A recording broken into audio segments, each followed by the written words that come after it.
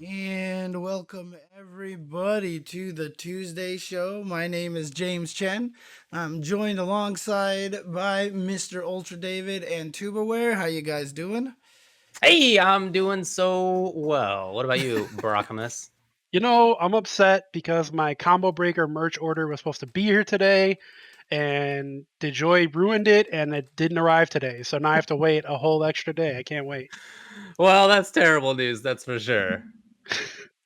Sorry to hear that. I'm I was sure hoping to have everything my else is. combo breaker hat tonight and Yeah, my no, for Bulls sure. hoodie, Yeah. and Oh the yeah, drip will just fair have to enough. wait. Fair enough. Those are definitely cool things. They've made a lot of cool stuff this year. All right, so let's talk about what we're going to be doing today. We'll be talking about the DBFZ patch. It was a big one. Yeah. We'll talk Whoops. about it. We will talk about Evo 2021 online, the first weekend of which has now come and gone. We'll talk about the news that there's gonna be a Strive patch, although we don't know what it is. So we're gonna do some wild speculation. We're gonna have Romanova on here to talk about gaming and commentating and whatnot. That's gonna be fun. We'll have some fun Whatnot. 5-5 matchups. We will be talking about Blazing Strike, a new game. We have some trailers for some other characters. There's an issue with some late pay for an event. We have some fun and very silly mailbag questions that I'm looking forward to at the end as well. Oh boy. Those are cool. We got a bunch of that today, Do we so have thanks a a lot do to we have a everybody. Chasmer in there? Is there a There Chasmer is there? not a Casmer, actually. There's All no right. Casmer this time, All right. but we got He's some been good on ones regardless. vacation. But let's start. Let's start by talking about this Dragon Ball Fighters patch. So only when was it? Yesterday they had a Yep. stream, the DBFZ show, and they've done these before. This is Tyrant and Damascus hosting. They bring on Apology Man to run through some of the character stuff. But even more than that, they invited on Bum and a couple people from the HOC.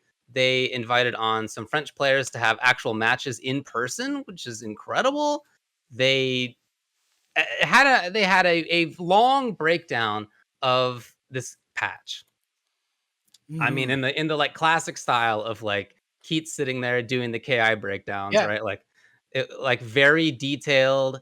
They had explanations of things. I mean, they didn't make the changes themselves, so it's not quite like Keats, but they nevertheless had some ideas, and they had videos sort of breaking these things down and stuff like that. It was awesome. Hats off to everybody involved. They got some of the stuff trending on Twitter as well. Oh dang. Ninth in the nation. That's what I saw at the highest point.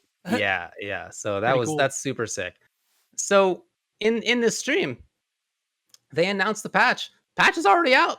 I mean, we knew that they were going to be talking about a patch, right? But they Yeah. talked about it, and then like it's out already. They even So it's said it very was very going to fast be turnaround. like they even said it was going to be out the next day, and then it was out like that night, Right. so Yeah. they were just like, That's like the classic for Arxis though. They've been doing that a lot. Like for Dragon Ball in general, they'll say it comes out Tuesday and then it comes out Monday night. So it's right. probably Well, like they some weird time zone stuff going on. But either way, it was dope. It was really cool.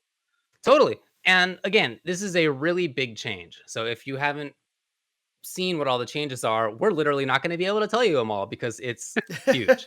Like Yeah, I honestly, mean, like it's Huge very game. comprehensive. Yeah. it's one of those situations where like, I mean, it's so different that does this count as like DBFZ 2, like, I mean, that's how different it is. I mean, just even being to say alone that you can tag during a special move, kind of like MVCI, like Yeah. that is what, like that changes everything drastically already now that you have these tags in the middle of like block Active strings switching, mix ups. basically. Yeah, Yeah. it's That's essentially what it is. yeah. So Yeah, it's cool. It's cool. and then That's I mean, That's a really big change. I mean, the way that they announced it on the stream, I thought was funny because they started by talking about improvements to defense. Like, here's some new Yes. defensive options. And on the stream and on Twitter and on Discord, people are all like, more defensive options. Oh my God. People are Yeah. like not super Game thrilled about already that. have too much defense. right. Yeah. Uh, I And mean, that was people's then perspective anyway. And then, yeah. And then they announced that, oh, it's kind of Marvel Infinite now. And, oh, like we gave these characters extremely I strong options. And we've like changed how the float thing works and all this stuff. I really then like how they did that actually, because I feel like if they started with all the offensive stuff and people are like, "Oh my god, this is so cool," and then you end with, "But here's some stuff to stop the cool new stuff we showed you," people's brains are like, "Ugh." But if you Okay. right. start with a defense and you end with the "Oh my god" offense, everybody's losing their minds collectively. It's Yeah. more fresh in their brain. I can see that. It's certainly what I think about more. So again, I mean, seriously, there are so many different changes. We won't be able to say all of them. Look it up. They have had, like I said, a really good breakdown. Their Twitter account has been posting stuff. I mean, the It's characters very, also. it's a lot. And then yeah, Yeah. and every character got changed, and in almost every case, there was a significant set of changes. It wasn't nothing, and almost all of them were buffs. Like almost all of it was Yeah, buffs yeah. throughout the entirety of the cast. Only a The few nerfs that they talked about at all. But the crazy thing about this whole entire situation is, wasn't it a few months ago that, we were having the discussion of like, oh, is this game dead because there's no like announcements or something like that, or that we haven't seen anything new or anything? And then all of a sudden this is just shows up out of nowhere. And I mean, did they even announce that they're going to do new characters, or is so far all we No, know? no. So a few months ago, after the Dragon Ball tour had ended, they Right. let people know there's going to be one more patch. That's what they said. There'll be one more Oh, balance okay, okay, patch, okay, and then we're probably going to like stop supporting. Is kind of how they worded it. Not like okay, stop supporting, more like the way we work with the game will dwindle down from there. Is basically what they said. okay. But now they drop this patch, and it's like, are you sure you're done? Because it doesn't seem like you're done. It doesn't seem like you're done at all. This is a completely brand new game. I feel like it's a good sign that maybe they're not done. Maybe something bigger is coming. Hmm.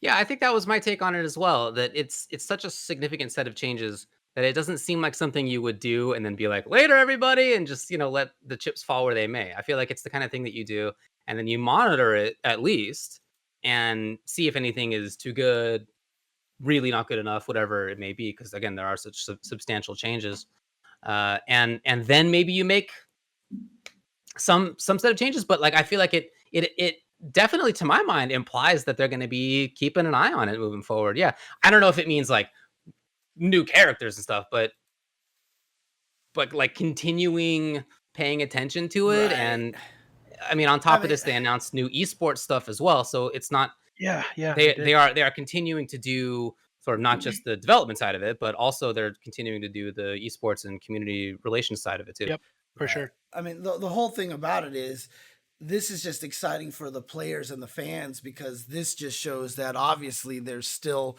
involved and still new stuff coming out. And with how crazy it is, I mean, you can already see. I mean, I've seen, people who've been playing the whole time really excited. I've also seen people who've played early on and stopped being like, well, they've got me back again. Definitely a lot of people are excited to be able to lab a bunch of new stuff. I mean, this is also exciting just in terms of, what is Arxis capable of for all of their games at this point now.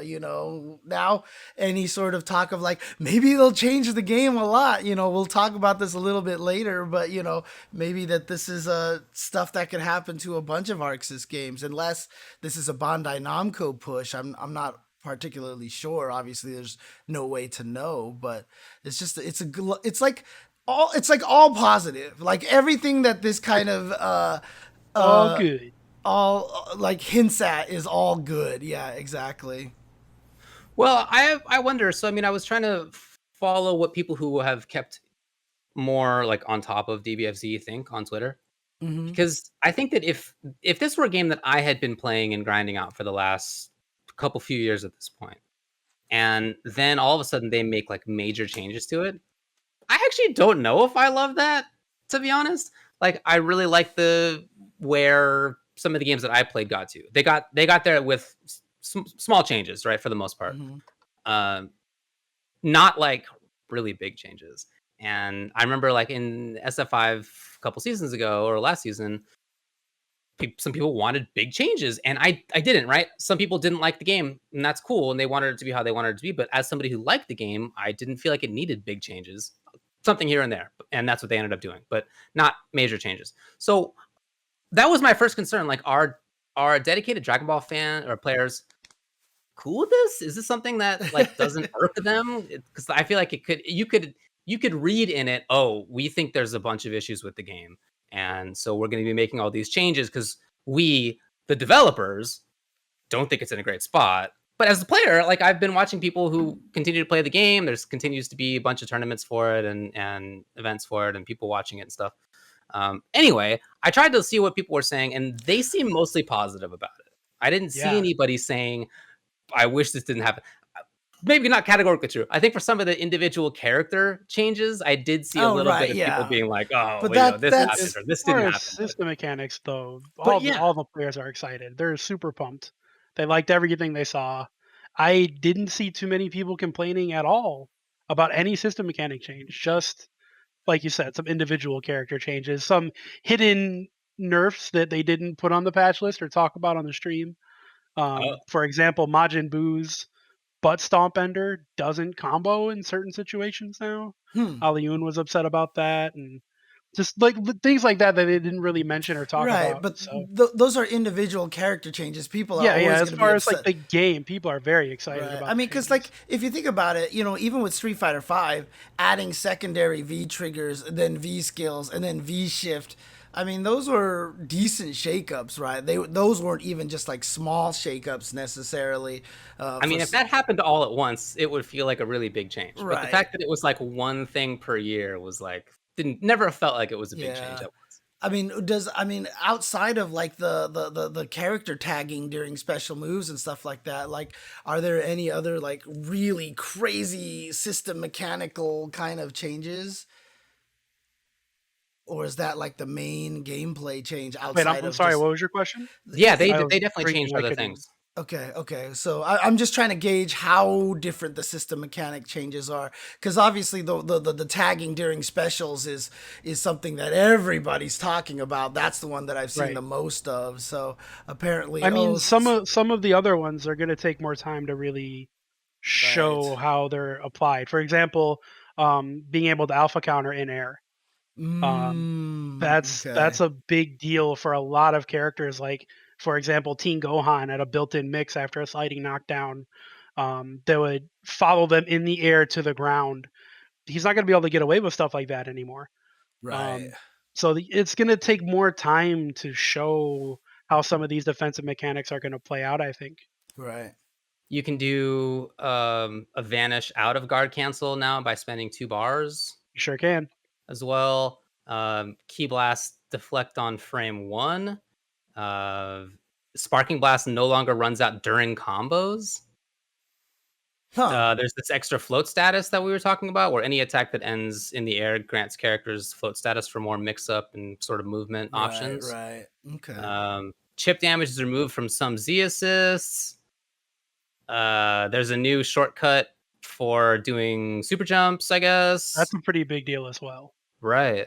When it comes to relaunches, that's a really, really big deal. It just makes it easier for every character to do them. Oh, So like if you wanted to it launch kind someone. of cuts down on execution problems, because if you hit somebody with a 5H or 5H, Right. you can relaunch them, but upon landing you have to super jump. Now you can just hold the S button and jump rather than hitting 2-9 to make that happen. Interesting. So it's just a little bit easier execution wise. Okay. It also has had some bad connotations as well, because characters like Gotenks have to hold the S button for their mix-up. So if Gotenks puts out Ghosts, he has to hold the S button during combos, and it's true, like LK was complaining about on Twitter, where it made his mix-up a little bit harder in the combo setup and everything. So there are some bad things that come along with things like that as well. Right, of course.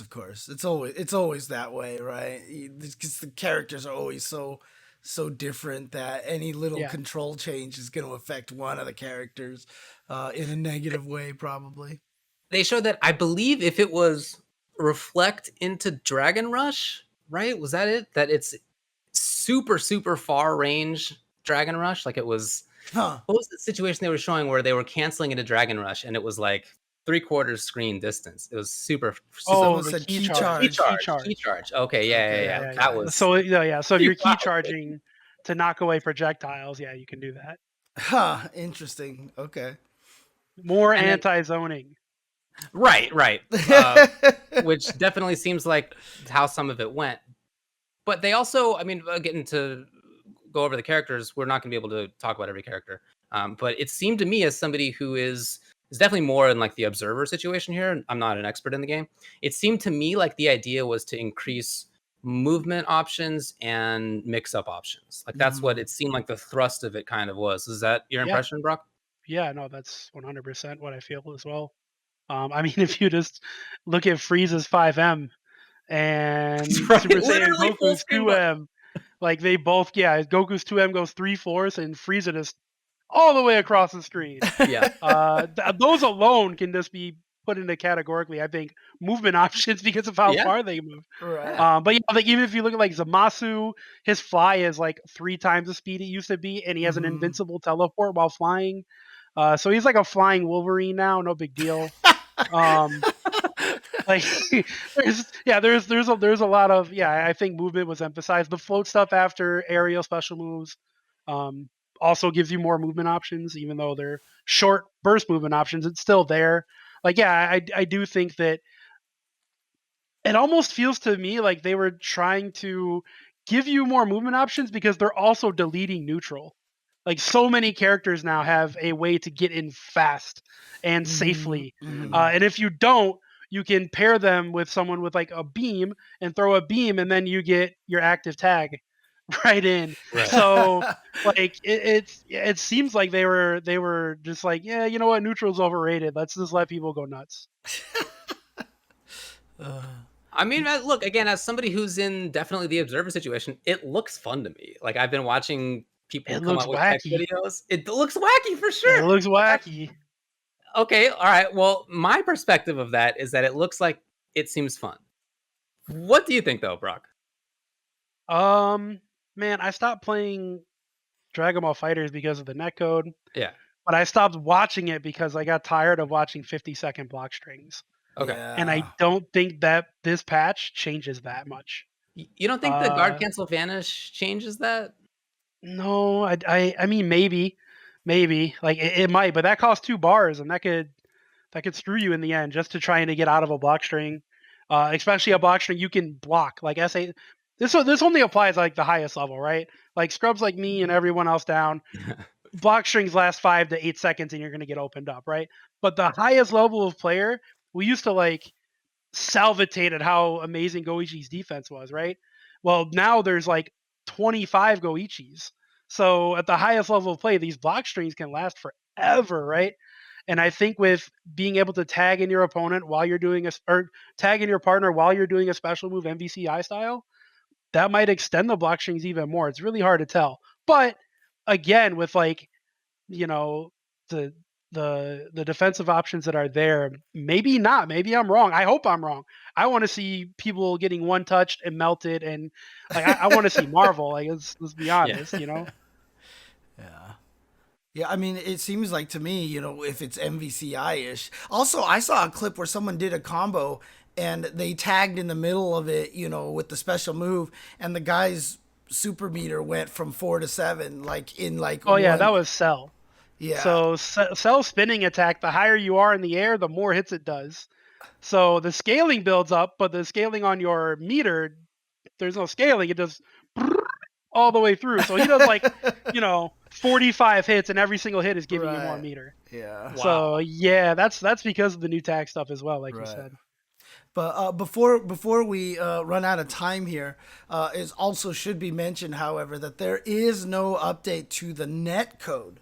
Right. And the producer had already come out. She already said a long time ago, we are aware of rollback netcode. It's too hard to put in at this point. And I think she was trying to kind of quell any sort of belief that DBFZ was getting any new netcode. And sure enough, the game came out and didn't get the any rollback netcode. So I don't think that there's any, like, I know people are going to be disappointed because people are going to be disappointed, but I feel like she kind of set the expectations already. So, I mean, personally, I mean, do you still feel like it was a missed opportunity? To do rollback? Yeah. The game has been successful beyond what they expected anyways. So I'm not sure that Bamco or Arxis would have been really interested in putting the effort and money into doing that, because the game is wildly successful. Like it sold, I think, double their projections or something like that. Dang. So, I mean, I think that they understand for the future though how important it is. I think Guilty Gear Strive selling 500,000 copies within its first like 3 weeks is going to show them alone, Right. like, hey, this is really, really important. So I feel like they are going to continue supporting this game, but I think an announcement for Dragon Ball FighterZ 2 is coming relatively soon. Yeah. Oh yeah. Yeah, I think maybe some of these things that are in this game they're testing out for the next game, Mhm. kind of the way Omega mode. Omega mode did for Street Fighter 4 and Street Fighter 5. I don't see why you would, like, I kind of feel like this is Omega Dragon Ball Fighters with how wildly they changed the game. So yeah, I do. I think they're going to announce Dragon Ball Fighters 2, and I think from the get go when they announce it, they say, yeah, it has rollback. Yeah, I know. That's a gimme. That's all. That's a That, gimme. that's the teaser. That's the teaser. All they have to do is Dragon Ball Fighters 2, roll back the end, and then Yep, everybody that's it. would. That's it. The game will sell You're right. millions. Pre-order totally now. Yep. Dragon Ball Fighters 2, roll back, pre-order now, and that's it. Yeah. Like that's And, all. and I would. Yep. Yeah, absolutely. I'm in there. Yeah. Sign me up. It'll Just sell more to millions. reiterate, because they did briefly talk about esports stuff. They're going to have a special yeah. opening event in Paris, August Yes. 28th and 29th, and that's an exhibition offline match between some of the best players from France and the United States. Oh, cool. So that's going to be sick. They also announced the Tenkaichi online challenge as well, and then the winners from those will be invited to 3 regional finals. So they're still, obviously, we are still living in COVID times. So they're obviously going to have online primarily stuff, but it is cool that they can, at least in some of these instances, have some limited offline exhibitions, if nothing else. I think that's Some is better than none. yeah, totally. They're doing what they can do. Anyway, congrats again to Damascus and Tyrant and Apology Man, et cetera, et cetera. I think it's so cool that the community gets to do that kind of stuff, that like they're the people who are entrusted to do it and not some other random host. We have except for Vineeth. Boo, Vineeth sucks. yeah, right. I mean, honestly though, but I'm really Vineeth happy. did a great job on the microphone. He did. It's like somebody coached him. It was weird. He did. I will say though, I mean, I'm super happy for the community. I mean, this has just got to be absolutely amazing for them to get this kind of an update out of nowhere. Like nobody was probably expecting this degree of an update, and so to get that and to really just inject new life into the game. I mean, that phrase right there has never been more accurate. Injecting new life into the game. I think people are probably super happy about that. Yeah, the Fighters players are excited. Let's move on to the next one. Evo 2021 online. Again, this is taking place across 2 different weekends because it's regionalized, and that's how things work nowadays. Right. There's a lot of tournaments. Yeah, that's how it is. So the first weekend happened. Reminder, it's Guilty Gear Strive, Street Fighter 5, Tekken 7, MK11, and Skullgirls are the games that are being played. So I'm not going to go through all the results, but I just briefly, Leffen won Strive for Europe with Chip, and Latin America Strive was won by Trema with Chip also. Potemkin's got third in both of those. Shout outs. Nice. SF5 West won by Nephew, SF5 East by IDOM, NA East, I should say. Europe by Hurricane, Jamie TTM. Honda won Europe East. And by the way, second place, Europe West, Problem X, also Honda. Woo! Everything's coming together. Wait, Problem X is using mostly Honda now? He did in that last match. Yeah, versus Cammy, he plays Honda. When he and Hurricane play, he plays Honda. But he plays Honda in some other matches as well. He played Honda and Bison. Tekken 7, East Asia, won by Gen with Lydia. Asia South by Book with Lydia. North America by Shadow with Zafina, Claudio, and Anna. Then MK11, Latin America, won by Conqueror with Sub-Zero mostly. Europe by Disarted with Sub-Zero and Shang. Skullgirls, North America by Cloud. And Asia by Pen Pen. So there was a lot of good stuff to watch. Did you guys watch any of it this weekend? I did. I watched some Guilty Gears. I watched Street Fighter. Punk versus Yeah. Smug was hilarious. I watched it from Smug's yeah. Punk's perspective, Okay. which was just fantastic. I mean, that's just so crazy to me. I mean, shout outs again to the internet for doing all the research, but the fact that you're the two players in the same house using the same router can make the connection worse. And then Fubar Duck even came out with a bunch of information out there on how to fix that, because if you have like certain firewalls, it forces a relay server even though you're in the same house. Like, that's the craziest thing, dude. Like, that's wild.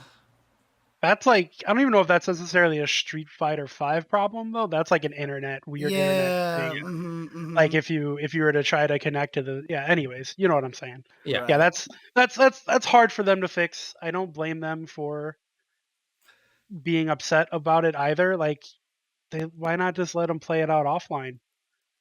They could still stream the match to you. Like, why not? They're in the same house.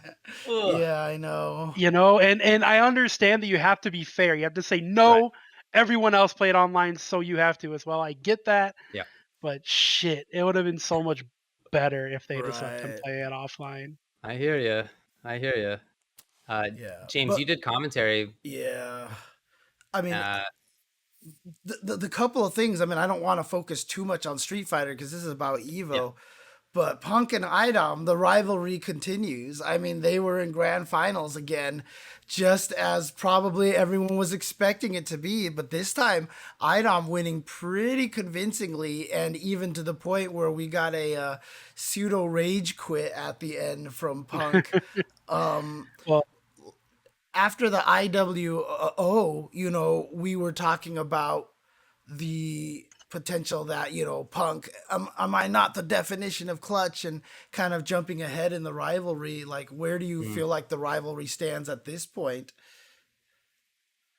I feel like one person feels like this is a rivalry, and the other person doesn't give a shit. 100%. Yeah. I feel like Punk is like, I will always beat Idom. I'm the best, and I'm just like, yeah, I'm just gonna go buy some socks.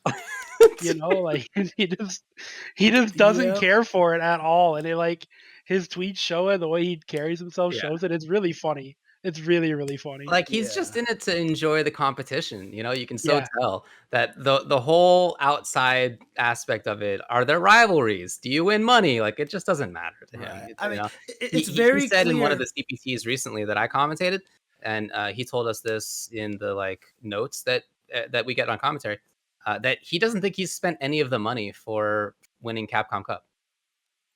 That was like 200 grand. That's Like, good for him. Sitting on it, I guess. I mean, I hope that for it's him. all in savings and whatever in the Right, market, yeah. whatever you Yeah, do. man, You know? get some interest on that. Yeah. I mean, but that's very different than how most people would 'Cause approach it. I think one of the hardest things about it is it's a rivalry not generated by IDOM, but by everybody else who says IDOM is clearly the best. And you know that gets under Punk's skin a little bit. And so Punk has a lot of motivation to want to beat IDOM. But, you know, I said during IWO, I felt like IDOM going to Laura made him lose. And he stayed with Poison this time. And sure enough, you know, IDOM ends up taking it. So the rivalry continues, and even the rivalry. Yeah, Right. Yeah. with the air quotes. Oh, I'm sorry, Capcom Cup. It wasn't IWO. You're right. It was Capcom Cup. It was Capcom Cup. The NA Well, East. it was that Capcom Pro Tour, and then Intel before that, and obviously they did play in Capcom Cup a couple years ago. Now, speaking of rivalries on the West Coast, was Samurai and Nephew, who have basically been dominating most of the West Coast tournaments. However, in this situation, like Samurai, you know, I love my boy Samurai, but he never wins versus Nephew. Like, Is this a rivalry? I mean, I don't know if it is. I even made the comment on commentary. I remember a long time ago, Federer and Roddick used to play each other a bunch of times, and someone asked Roddick about their rivalry, and Roddick was like, "It can't be a rivalry if I never win." So, I mean, is this a rivalry for them, or is at this point in time nephew just dominant in this? I mean, look, Samurai did beat nephew before, but obviously nephew leveled up, and now it's like all nephew at this point in time. So, what do you guys think about this quote rivalry unquote? I just think they're the two best players in the region, and so they get to play each other all the time. But I don't know if that's a rivalry. Really, it doesn't seem to me like either one treats it that way. Okay. As Yeah, far as I mean, other stuff, I like I agree. watched a lot of it. To be honest, I watched on Saturday. For the first time in probably a year and a half, I just sat there from morning until Oh, whenever cool. watching Evo. Yeah. I haven't Nice. had that experience, and it's not just that I've chose not to do it. That just isn't a thing really when it comes to online tournaments. Online tournaments are like, we are doing Gear, we're doing Tekken, we're doing Street Fighter, right? It's not usually the case that an online tournament has all of these back to back, and Mhm. even if they do, it's also not usually the case that lasts 2 days. So it's just a different feeling to me. So I was excited about being able to do that. So I just kind of sat there. I watched a bunch of fighting games. It was a lot of fun. Um, Yeah, and for me, like seeing the Evo logo and the colors of it, it just made me a little bit more hype. Even though that hasn't happened lately. I mean, what obviously didn't happen last year at all. I had that feeling nevertheless. Even though like nothing's in person, like obviously there's many differences. You can see like their room just behind them while they're commentating. Like it's clearly very different, but I did have a little bit of that feeling regardless. So I yeah, really enjoyed watching SF5 Gear. I watched Skullgirls as well. I got to Watch get NK, of course. I got to get Nathan and Jasmine onto Evo commentary, so I'm happy about You did. that. But Sure. I mean, like I sat down and watched the ending of the top 8 of Tekken 7 NA, for example. So I actually that was super hype. I mean, watching Avery take out like strong player after strong player, Mm. finally getting defeated by Shadow. It was just cool. I haven't watched Tekken in so long, and it felt good to watch it again. It really did. It was nice to see it, and like I don't know. It's just like at some point I was like, man, I miss this. I miss this game here. And, because I was commentating CPT and stuff, I didn't get a chance to sit down and watch a lot because I had to make sure I was sleeping and Yeah. try to be energetic for everything up at ungodly hours doing CPT Australia and stuff like that. So, Oh, right. Yeah, yeah. yeah. So, Ungodly hours, like 11 a.m. actually, for I mean, James. yeah, if that was the case, I mean, honestly, those streams were from like midnight to like 4 a.m. So, Yeah. it was like, I really enjoyed MK11 in LATAM. They had Terminator, RoboCop, and a Shao Kahn, all who placed high. And the nice. RoboCop player was actually up 2-0 with match point versus the guy who ended up winning the whole thing, Conqueror, and then Conqueror made the total comeback. And then he was also up 1-0 versus Killer Shinnok as well, the guy who got second place overall. So it was, didn't work out, but I thought that was pretty No. sick to watch. It was really fun for me. That's one Uh, of the things that jumped out to me. Um, is there anything else you want to say about the tournaments in terms of the what was game's cool, results. what you enjoyed, that kind of stuff? No, No. Strive was cool. Cool. Yeah, Strive happened and it was fun to watch again. I definitely enjoyed that. However, it wasn't all great, to be honest. I felt like there were some issues that we should probably talk about. For example, when it comes to Latin America, right? They define the region as Latin America for Guilty Gear and for Mortal Kombat. In MK, that didn't have like obvious problems, but in Gear it did. So they had players from as far as Mexico all the way down to Brazil, which is like just a gigantic swath of the earth. Yeah, It's like a 4,000 really large area. 4,000 miles. No big It's deal. huge. And so even Guilty Gear's netcode at some point like runs into geography, and it clearly did. So they were clearly having connection problems. Not just due to distance as well, but my understanding is that due to like how their pipes are routed or whatever you want to say, like that they go from Mexico more north rather than more south. My understanding. Same for the Bahamas is what I read, which is also included in this territory. It just went badly enough that the actual stream for gear just didn't work. Like they at some point. The poor commentators, Yeah. Ringe and Raph, were like doing their best to try Yeah. to I like felt so keep it bad for going, and them. they just Yeah, couldn't. because it was literally just like, uh, uh, Yeah. uh, and yeah, they just couldn't, and they literally canceled it. They just said we're due to technical issues, we're not going to stream. And apparently, it was more spectator than it was the players. Now their connections weren't great, but it was definitely worse for the spectators. So the players were able to finish it out, as you know, you read out that there was a winner in there. But you know, oh man, that's a really kind of a tough situation to deal with. Yeah, I mean, again, like that's just really too big of an area, to be honest. Like It really is. Mexico, one of the players' names, Mike Softig, his like whatever their version of CFN is, his name was Mexico is NA, and it is. Like, there it is. Pretty close to where Nicely James and I done. are right now. Nicely done. Yeah. So I really wish that they had redone that. I feel like that's something to like not do again. But there it was. So I felt like that was something to talk about. And then in addition, I'm curious what you guys think about the publicity side of things. You know, when I was watching that stream, it was not uncommon that somebody would pop into the chat and say something like, "Evo's happening?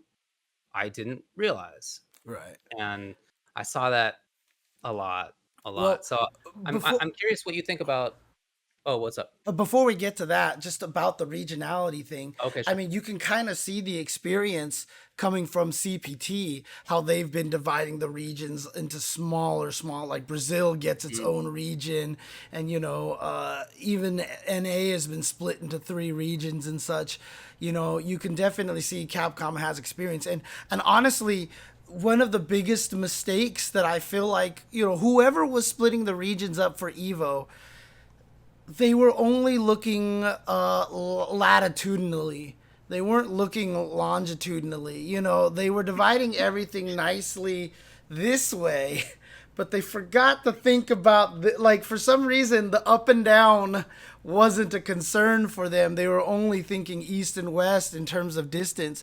Because if you have the NA West region be all the way from Alaska down to, you know, San Diego, like why are you even splitting it from California to New York? It's like the same distance, right? So maybe even longer distance, I think. And so that's just one of the things that has to be looked at. You know, obviously this is the first year that Evo has done the online, and so maybe there's some inexperience. Maybe it was a Sony call. I don't know, but clearly there needs to be a rejudgment of how you divide the regions into different areas. So Man, James, if I find out that whoever did that was looking at a Mercator projection, I'm gonna be so mad. That would dude, be so stupid. I will never allow a Mercator projection map in my house. Never. That's a promise that I yeah, can give you for sure. but And I I have mean, multiple maps in my house. don't the Why, Mercator why do you have projections? multiple maps in your house? Maybe let's move on to the next part. Wait, don't. But doesn't Mercator projections make it look farther? Like I think it would. It just exaggerates things that are towards the poles. Right. So it would actually make the distance look longer. So if they're No, doing it via the Mercator maps, like that would actually make it worse. Like look distance worse wise. I don't If know. you're talking about going up to Greenland, where Greenland looks like it's the size of the continent of Africa, then that's true. But when you're talking Right. about crossing the equator, which is what we're talking about here, it Oh, looks you're like nerds. This is the nerdiest thing it's ever been talked about on this show What are you ever, hands talking down. about, dude? This is what Talking it's all about about, maps. man. You're talking about maps. Who does dude, that? believe me, I could keep I would. talking about I should maps. stuff you both in a locker right now. Dude, seriously. I mean, Jesus. honestly, like that whole Mercator projecting thing, once I started learning about that, like it was super cool and upsetting at the same time. You know, it was like, oh, is that why Greenland looks so big, like compared to South America? So, it makes sense. And how do you solve that, with the crazy other maps and stuff like that's That's cool. right. It's fascinating stuff, man. Look, I agree with you. Brock doesn't, so we're going to move on to the next point here. Yeah, let's keep it moving. We're talking about Evo. Yeah, but let's talk about that publicity question. I'm curious, do you think that it wasn't publicized enough? I mean, they had been doing pre-tournaments, side tournaments. Do you think that helped? I Did it think hurt that was the maybe? problem. I think Mm. that was precisely the problem because everybody thought Evo already happened. So many people were like, I thought it happened already. And then the second worst problem was nobody knew. They had one like big grand announcement and the webpage was super confusing and it Yeah. wasn't very clear on what was warm up and what wasn't warm Yeah. up and what was a side tournament and what was an official tournament, and it was just very convoluted. It was very hard to read. It was Mm. very hard to understand. And then they didn't talk about it. They didn't do any like, here's a clip from Evo 2010 where Ricky Ortiz took on Daigo. Like they didn't do any of that. They didn't build up any hype for it. Like in the There was run-up, just like, yeah, to the run up to actual Evo happening.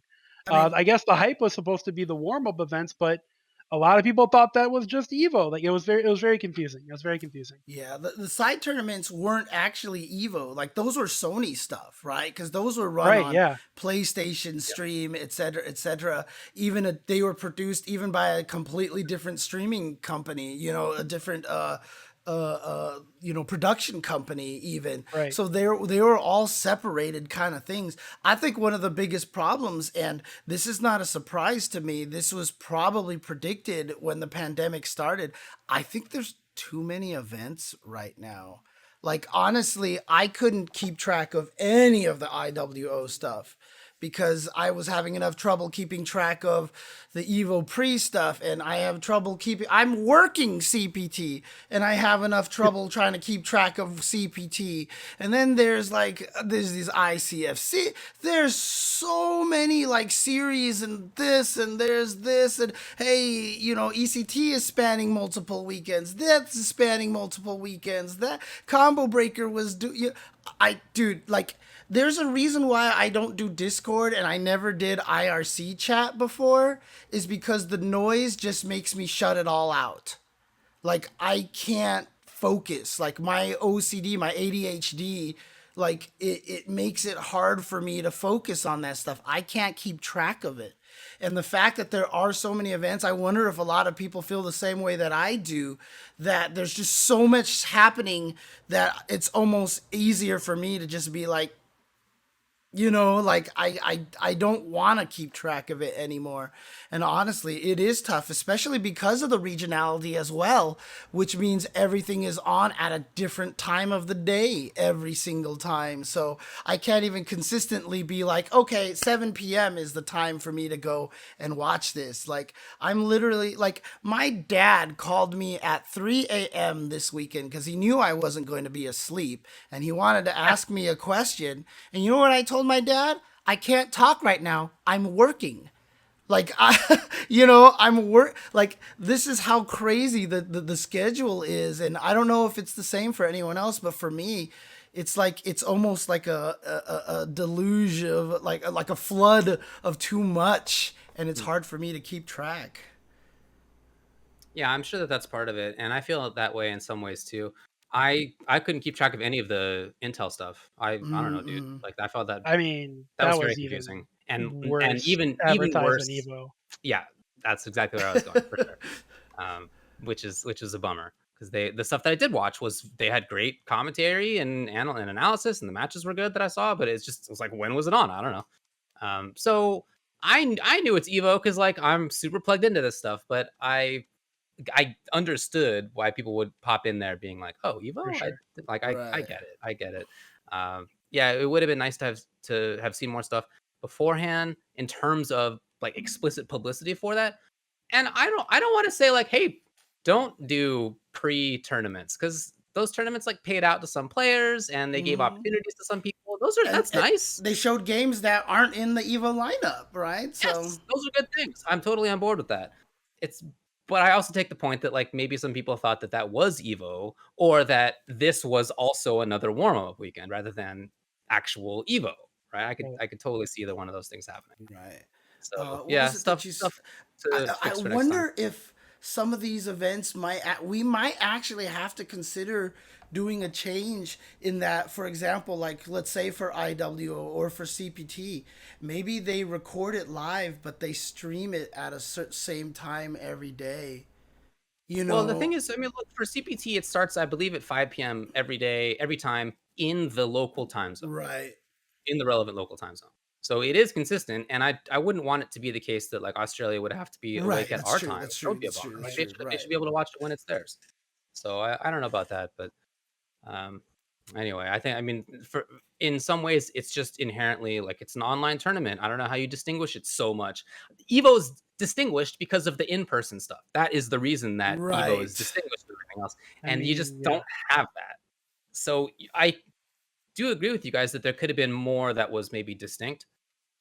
But they did have interviews with people, you know, they did have the old clips of stuff, like, they were definitely trying to do more.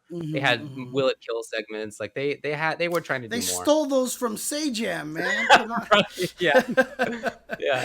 So, they were trying to do this, it's just yeah, maybe ultimately, like, look, it's an online event, and there's only so much you can do to differentiate yourself. Yep. All Uh, right, let's alright, differentiate to the next topic. let's differentiate the topics. Right. Strive. Let's talk about this video game. Here's Guilty what Gear. happened. Oh, The, Guilty Gear. the Developer's Backyard number 7 came out last week.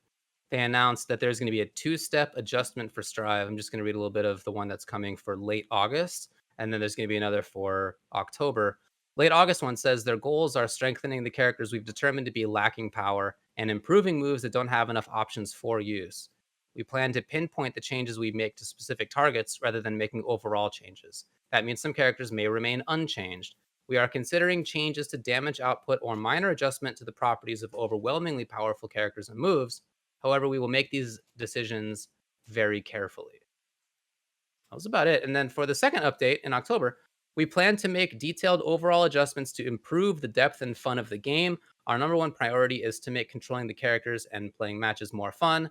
Also, while we intend to address each bug in a timely manner, we may keep in some of the unintended effects we found if we determine they make the game more fun. So that seems like one that's more cohesive, bigger probably, and then the one that is later this month is probably, it sounds like, going to be smaller and maybe more targeted to Right. specific characters. Yeah. First of all, let me say that is the history of Guilty Gear, keeping in bugs that make the game a little bit more fun. Uh, Jump installs, FD cancels. Those were all bugs. They kept those in there forever. And in fact, I think someone noticed that jump installs actually kind of do exist in Strive still, but they're just not there's just no place to really use them or something like that. But like system mechanically apparently they still exist in there. But I mean, the only reason why I was applauding cuz I really really hope they keep the super into PRC bug for the Potemkin for Faust and for I forgot who the last character was Gold that can Lewis do can it. do it well. Yeah. Yeah, Well, I because think everybody. Anybody with a cinematic invincible super can do it. yeah, I love that bug. I mean, dude, like Kudokich from Russia, the Potemkin player, he uses Potemkin's one all the time, and I think that's super hype. And goodness knows Faust could use all the help that he can get right now. So I hope they lead that one in there. I'm Yeah, definitely cool with that. Yeah. yeah. I don't care. It can stay. That's Yeah. not something I'd be Yeah. upset that they left in the game. But I mean, I for the totally most agree. part, it sounds like their plan is really cool. I like what they say, and saying that they're really looking into the fun of the game. Obviously, Strive is clearly past its honeymoon phase, as we discussed last week, right? I think that's cool. I mean, I hope that they're willing to make fairly larger changes than expected because that sets a precedent for the game, right? That people are like, oh, okay, well, I'm going to stick with this because obviously they are willing to do big things. Now, are they going to do things like just open up the Gatlings so everybody can do everything? I kind of hope they don't do stuff like that, but Like if they can find other ways to shake the game up a little bit. I love the game right now as it is, right? But I get it because as a person who's played older Guilty Gears, yes, is this game simpler than the previous Guilty Gears? For sure, it is, right? But at the same time, you know, uh, I like how it is, but again, I don't mind seeing it change from old to this, so I can't mind if I see it change from this to something else. Let's just put it that way. So I mean, if you don't enjoy something, you can be honest about it, though. You don't need yes, to like argue yourself into always accepting oh yeah, things yeah, you no, don't no, like. no. I mean, honestly, I do enjoy this a lot. I Okay, do enjoy this strive a lot. So I'm not like trying to. I don't really gotta be like it, but consistent. I like it. Okay, fine. Yeah. I hate strive. Okay, I hate this Event game. Hub's hot headline. This game James sucks. Chen hates This game Guilty Gear sucks. And Sonic Fox is right. This game is complete. No, they didn't even say this game is trash, dude. So No, yeah. no. Okay, well, we know obviously very little about what their plans are in terms of any specific changes. Speak for So yourself. let's speculate wildly. Sounds like Brock already knows exactly what's coming. I Tell know. me what's coming. What's coming? 100% Saul is getting buffed. That is the Arcs' way. Not Majin Buu. Kid Buu has been buffed every single patch since the conception of Dragon Ball Fighters. So Saul is about to get, they're gonna say something like, "We noticed Saul has trouble getting in." So he made like I'm just trying to prepare myself for the worst. I actually do think they're gonna nerf Saul. Yeah. I don't think they're gonna do a lot, but I think they're gonna maybe take away the frame advantage on Far S, something like that. I mean, that's the one that just makes the most sense because I literally looked through the list. I mentioned this last week too, that it's the only plus far S in the game. Like the closest one is Giovanna at -4, right? It just doesn't fit within the construct of the game. It just doesn't make any sense that it is plus. Like, and it's not like if you make that minus, Soul gets completely destroyed because he can still frame trap with far S into far H. That still exists, and if he gets a counter hit far H, you're still gonna bleed. I mean, a lot of his high damage comes from the fact that your risk builds up from far S so much, right? So I feel like nerfing that one thing would fix him a lot and make it so that it works good. I primarily just want him to do less damage. I mean, honestly, like that's I agree with you guys. It'd be nice to change something like Far S, but primarily I just want him to do a little bit less damage. And Well, I'm they not would even have to change the like, scaling on clean see- hit uppercuts then. dude, like, can you? They made a game where there's a fundamental mechanic in it that just makes you ignore damage scaling, and they gave a character a special move that does 100 damage in a game where characters have 420 health.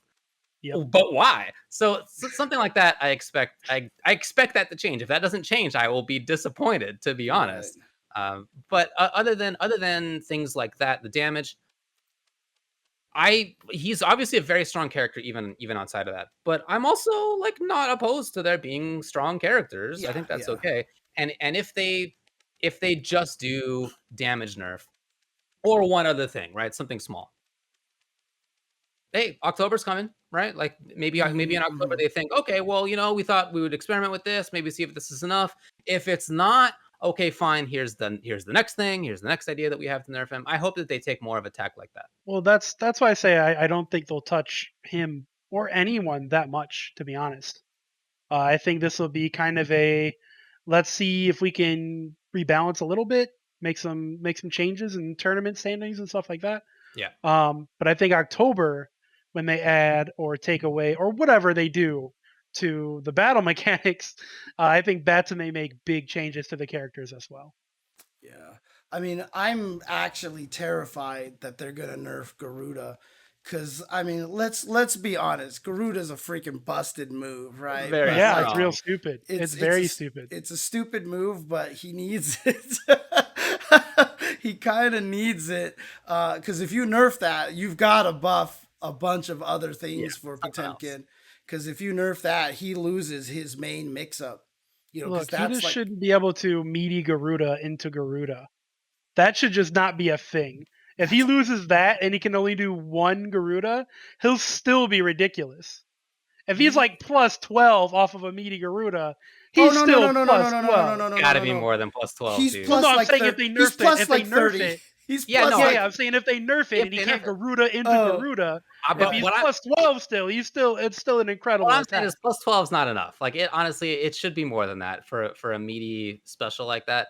Like the design of the character is that he struggles to get in. That's the design. I don't know if that's actually true in Yeah. some cases, but that's the design. And then up close, he's a terror. Like that's it. So if they were gonna nerf Garuda in some way, I feel like they then also have to buff Yeah. other stuff that like Stop it. would Both of you probably stop it. make people You more were mad. just two grappler lovers, and I can see it in both of your eyes right now. You're just thinking about how much you love Potemkin and Mhm. Garuda. And It's listen, true.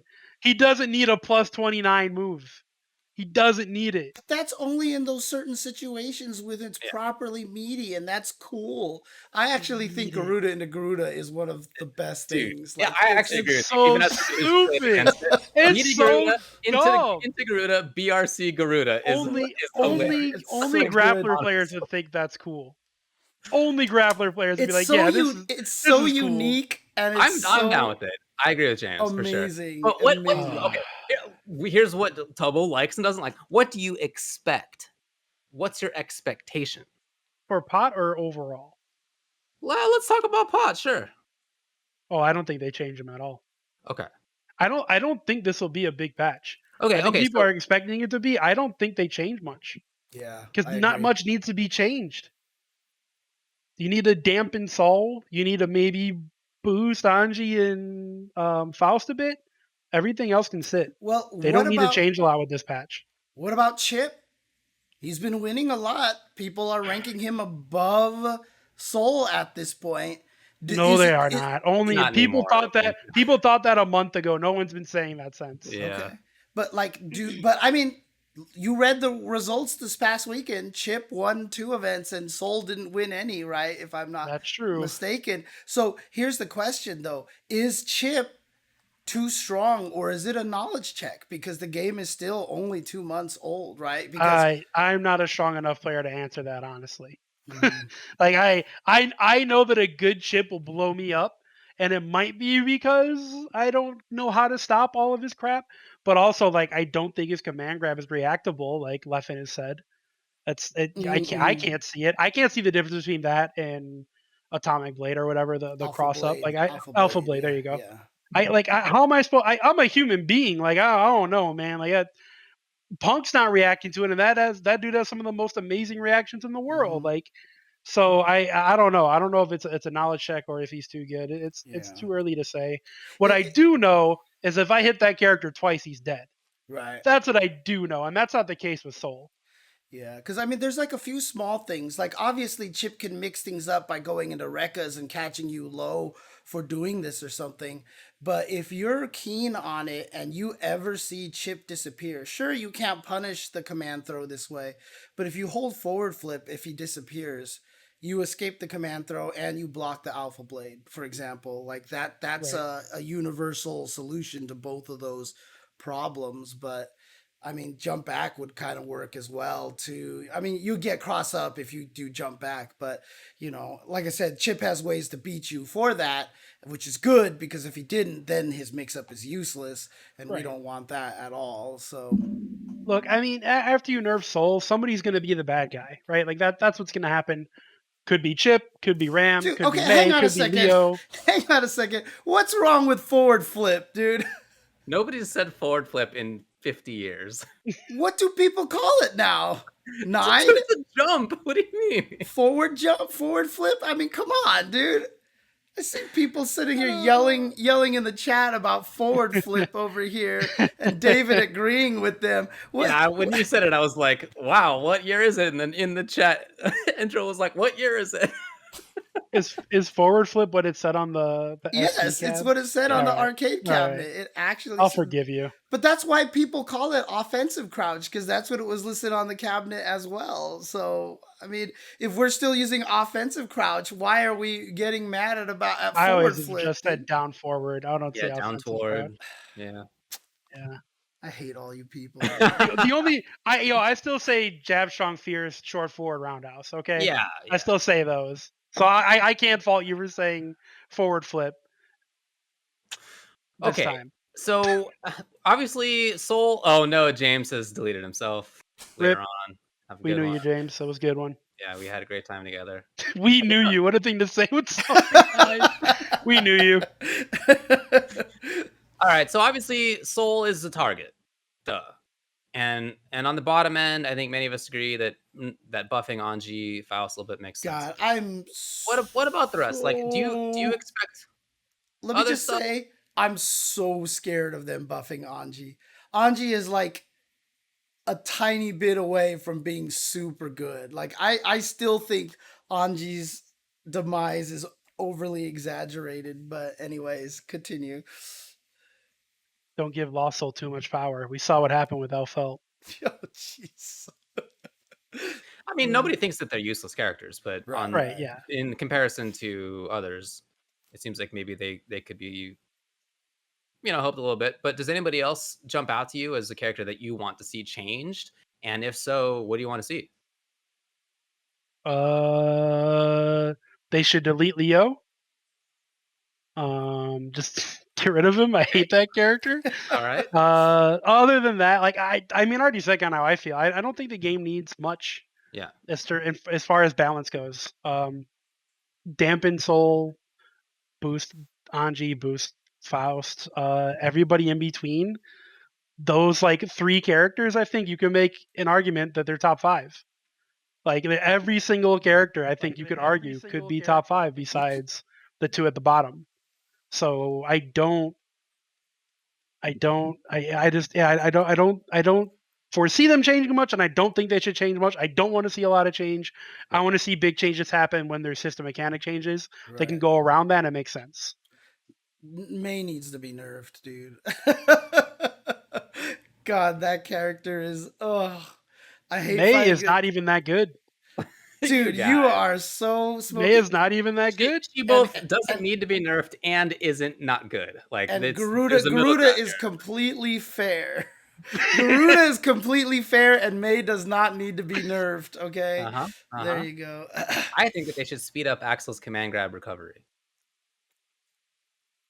Sure, why not? Let's. Oh, really? I can't believe I didn't get pushback on that. I was gonna say why. Like, why does he need that? Yeah, I don't think that. But all right, I was gonna say why. I mean, in my head, I'm like, why is he thinking this? If we're saying that May is fair and not even that good, I will completely believe that Axel's command throw needs to have better recovery. So I mean, the more that I play and see other people who are better than me play, the more I think that he is good, but also like I thought for a while that he was like amazing in the context of the game, that he was like top 3 or something. I don't think that now.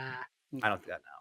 So so I wouldn't be surprised if he got some slight stuff, but probably not a big deal. Or maybe he's in the crew of characters that doesn't get changed at all. Like my expectation is that they will make little changes to the characters who they think are like top 5-ish, and then make little changes to the characters that they think are bottom 5-ish, and then there's whatever the rest number is, and they won't get changed.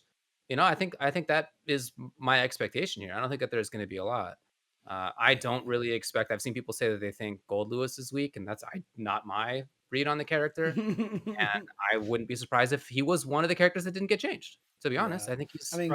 I think he's both good and also recent, and they probably tweaked him in some ways that were consistent with how they think things are evolving in the first like month or so of the game. So I wouldn't expect changes to him either. Yeah, I mean, I know people are talking about Kai in the chat. People have talked about Eno. Those are 2 characters that I know that they kind of want to get buffs to. Yeah, I mean, I could definitely see them getting small little things here. Kai probably needs a little bit. I can see that. Eno needs to be a little bit safer. I agree with that. Yeah. Which one needs to be safer? Kai. Oh, okay. The special moves need to be a little bit safer, but that's all I would really change for him. Eno's a weird one because once you get started, you can just die instantaneously. Yep. But, a lot of things like, people being able to run under Chemical Love, for example, is kind of annoying. It doesn't have that same kind of control that it used to be able to do. But is like Anji, in my opinion, is like you buff them even slightly, and then they become problems, right? Because I mean, the way Revelator finished with Eno just smoking everybody is like, oh God, you know, that was not fun. Yeah, I agree in the chat. I feel like she is closer to being good than Kai. Dude, I've heard people say Eno might be like worst character in the game. Like that's literally what I've heard some people say. I think they're nuts. I don't think Eno is even I'll remotely say that some bad. people are very wrong. Yeah, Yeah. essentially. So Do you think All that they right. made any changes to Nago and how the blood stuff works? no, I hope not. no, I love the way it works right now, dude.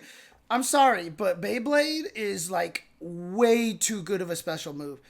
Like if you even like, okay, Zero I on could. block move? What's that? This is zero on block move? Come Dude, that can be on. canceled into a command throw or a DP. Like, Yeah. like if they do make it so, for example, his DP and his other special moves take less blood meter, Beyblade needs to stay at like 3 of them and you explode, basically. That move cannot change. That move, basically, he just throws it out. It's a low. And if you block it, you're in for the ride of your life for a 50-50 mix-up, and you can teleport backwards and punish mash. Move is so good. I'm not saying it's broken. That's why I like the way the blood gauge works. Because you really have to think about how... If you do Beyblade and to teleport back, you're halfway to exploding now. And I think that's really a neat way that they did that. I like that they made it that dangerous to do those moves as opposed to like Sin where he can, you know, he has like 10 and then you can build up to 14 and you know, so you can do craziness and then eat every once in a while. I like that Nago is in constant danger of going into blood mode, and I think that's neat actually. Yeah, I agree. I don't really want to see any changes. I was just curious if you guys did. Yeah. Anything else to say about what you want, what you expect in this patch? Okay, Buff May. there is actually legit one buff to Potemkin that I would like to see that I don't think people would be mad about. Okay. And that's, I just want Heavenly Potemkin Buster to hit a little bit lower. Honestly, if that has a bigger hitbox, cool with me. Because It's pretty sad out there. if Eno dashes and I Heavenly Potemkin Buster, you miss. Like, if she dashes on the ground and does a button, you cannot Heavenly Potemkin Buster that. And I think that should connect. You know what I mean? That kind of a thing should connect. That's probably the only thing that I would buff for Potemkin right now. Outside of that, he is in a great spot, I think. Yeah. I don't have any specific changes that I want for Axel. I think he's also in a pretty good spot. I wouldn't be surprised to see some slight buffs for him, to be honest. But I also don't specifically think that he needs any. And Tupperware has convinced himself that May's terrible. No, May is godlike, but buff May. Yeah. But like, really though, like, what's your real expectation for what they're My going to real do? expectation is if they do this to her, they're going to do this to other characters as well. But I expect they put her hitboxes on a hinge. I don't think she's going to have separated hitboxes anymore from her hitboxes. Her 2M is too good, to be honest. Her 5M is probably also too good. They need to put hitboxes on them. And if they do that to her, I expect them to do that to most characters. So sucks to suck everyone else too. I mean, Other than that, I hope they don't change anything. Yeah. I mean, honestly, the weirdest part to me, the thing that I think makes May the strongest is just being able to delay cancel everything. Because it just makes it so hard to know when she's going to do anything. Hitting buttons, waiting, and then slash dolphin is like... Well, if they change that, then they have to change the way dolphins work as well. Right, yeah, because then there's no mix-up anymore. They can't change that. Like, there's just no way to change that because systematically it just has to work that way. Like, I just feel like slash dolphin needs to have maybe... Because the problem with it is, I just know versus Potemkin, after slash dolphin, she's -5, but honestly, she's plus in that situation. Because there's nothing Potemkin can do to force her into anything in that situation without meter. And it's a tough situation for Potemkin, that's all, so... Yeah, I wouldn't be surprised to see some slight nerfs to Ram. I don't know, but no big deal. No big deal. All right. All right, we're running behind. Let's hurry it on. up. Let's Romanova's do waiting it. on us. Absolutely. So She's we're just gonna take come in and first thing she's gonna say is Buff Milia, Buff Milia. All right, we'll take a short break, and when we come back, we're gonna have Romanova on here for the interview. All right, be right back, guys. All right, whoa. Whoa. Where did- Tupperware's gone. Oh, Two- hey, I'm still here. Don't worry about it. It's good. It's fine. I was Lens like, covers, they're a thing. what happened here? All right, Lens welcome back everybody to the Tuesday show. We are gonna move on to our special guest of the day, and that, of course. Oh, actually, you know what? Hang on a second. Let me also do one You thing. didn't change your name, did you? I did change her name, but I forgot to grab her OBS link. Actually, Oh no! I didn't grab the OBS link here. That's You my had bad. 2 jobs, James, and you did 50% of them. So if you're Yeah. batting in Yeah, baseball, now you have to you'd buff be an Milia's all-star. health. Yeah. Hey, Wait, James works for Arctis now? I'm totally down. Okay, let's do it. Let's buff Milia's health. Alright, Let's there do you it. So, I was gonna say I'm really close, but you're sizing me up. yeah, there you go. That Yeah. didn't sound right at all. But, No, you know. it That's what sounded James bad. does best. James is Wow. great at sizing people But up. you know what? my I mean, look, God. people on the It all internet works out. claim that about me all the time anyway. So, all right, let's do this. There we go. All right. What's up, Romanova? How you doing? I'm good. Thank you for having me. Hey, thanks for coming. Thanks for coming on. I got here from I did Muay Thai a little bit ago. And Oh, dang, came nice. Home. Cool. So, Thanks a lot for showing up. Then that's I imagine an exhausting activity, but It cool that you're was, still awake. and I have 4 roommates. 3 of them go to Muay Thai with me, and my 2 of them are 5'6". Like they're guys, they're like a little bit taller than me because I'm 5'3", and the other is 5'10". And the 2 that are like 5'6", they chose each other to do sweeps with today because we were doing sweeps, and I got stuck with our roommate that's 5'10". I did well. I did well with sweeps. I'm not gonna lie. It's hard being 5'3" against somebody 5'10", but I did get a bunch of sweeps and knocked him to the ground. So that's what matters. Ow. Nice. Man. So I figured that I mean we brought you on to talk, as you can see down on the below, about games and commentary and stuff. But I always think it's nice to start out by asking guests how they got into the FGC. How is it that you started taking fighting games as a sort of serious competitive enterprise? So the story goes all the way back to I've been playing fighting games since I was a kid. I think the first one I remember playing was like Mortal Kombat 1 on Sega. I would go over my cousins, and I know my mom at the time, she was like not happy. I was like, because it was like my boy cousins, and you know, Violent like game. why is she playing this violent game? You know, blah blah. But I first found out about the FGC by, you know, I'd been a cosplayer for years, and since I always liked fighting games, I'd always bought like the Mortal Kombat's every release date. Like I was at the GameStop midnight releases for it.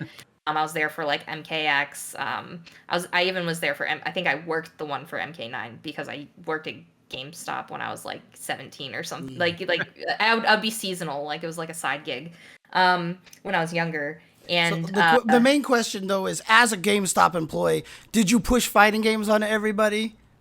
no, it was always like only yeah, pre-orders. pre-orders, the Power Plus or whatever. I don't even know Right. what Yeah. it would be these days. Okay, Like fair this enough. is like I'm talking like I was 17 in 2007, so it was like a while. They're like probably a whole new system now Right, because like okay. they sell phones now and stuff. Like oh my god, I don't even know how that works. You know, Okay. I'm a millennial, but not a boomer. But you know, Yeah. but anyways, so I'd always cosplayed and I always made costumes. And at DragonCon in 2015, I debuted my first version of my Cassie Cage MKX because I fell in love with Cassie Cage. A person I met there named Kai, he is the person who made the belts for the for Joshua Gray for the MKX Pro League. Okay. You know, like champions. Like he made the one for the first season, and they were coming up to their second finals for the MKX Season 2 Pro Series or Pro League finals for ESL. And Kai, he cosplays, but he also makes stuff.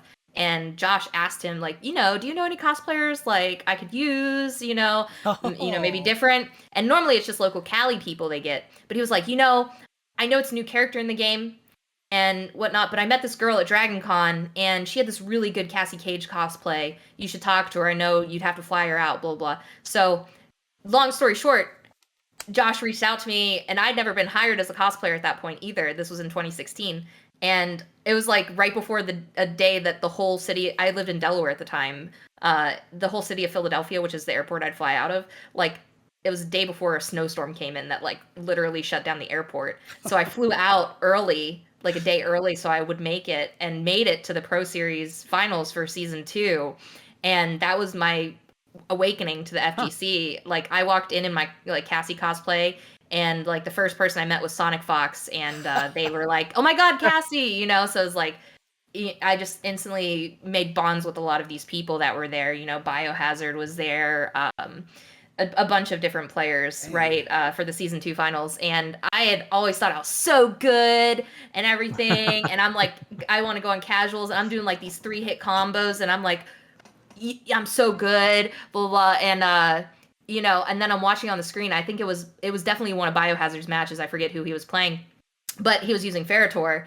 And I was like, oh my God, like, I didn't know you could do that many hit combos, like, in this game, you know, like, and it was like, it was insane, and it was so hype, and, you know, people were so friendly. 2 of the first people that came up to me were, like, Ketchup and Mustard, and they, like, I don't think they had the video, but it was, like, on a phone back then, like, they were taking videos, like, vlogs of, like, people, like, and they asked me stuff about, like, how I got into MK, and I'm like, Rain's my favorite character, blah, blah, and, you know, it was, like, a dream come true, because I met Ed Boon there, too, and, you know, it was, you know, it was great, and then, fast forward a month later, I made friends with all these people on social, and Biohazard hit me up about, like, are you going to Winter Brawl? And I was like, what's Winter Brawl? And and Bio was like telling me it's a tournament, blah, blah. I looked it up online. I saw there's also a cosplay contest in there. So I picked up my Cassie Cage cosplay and went out there, had fun, just like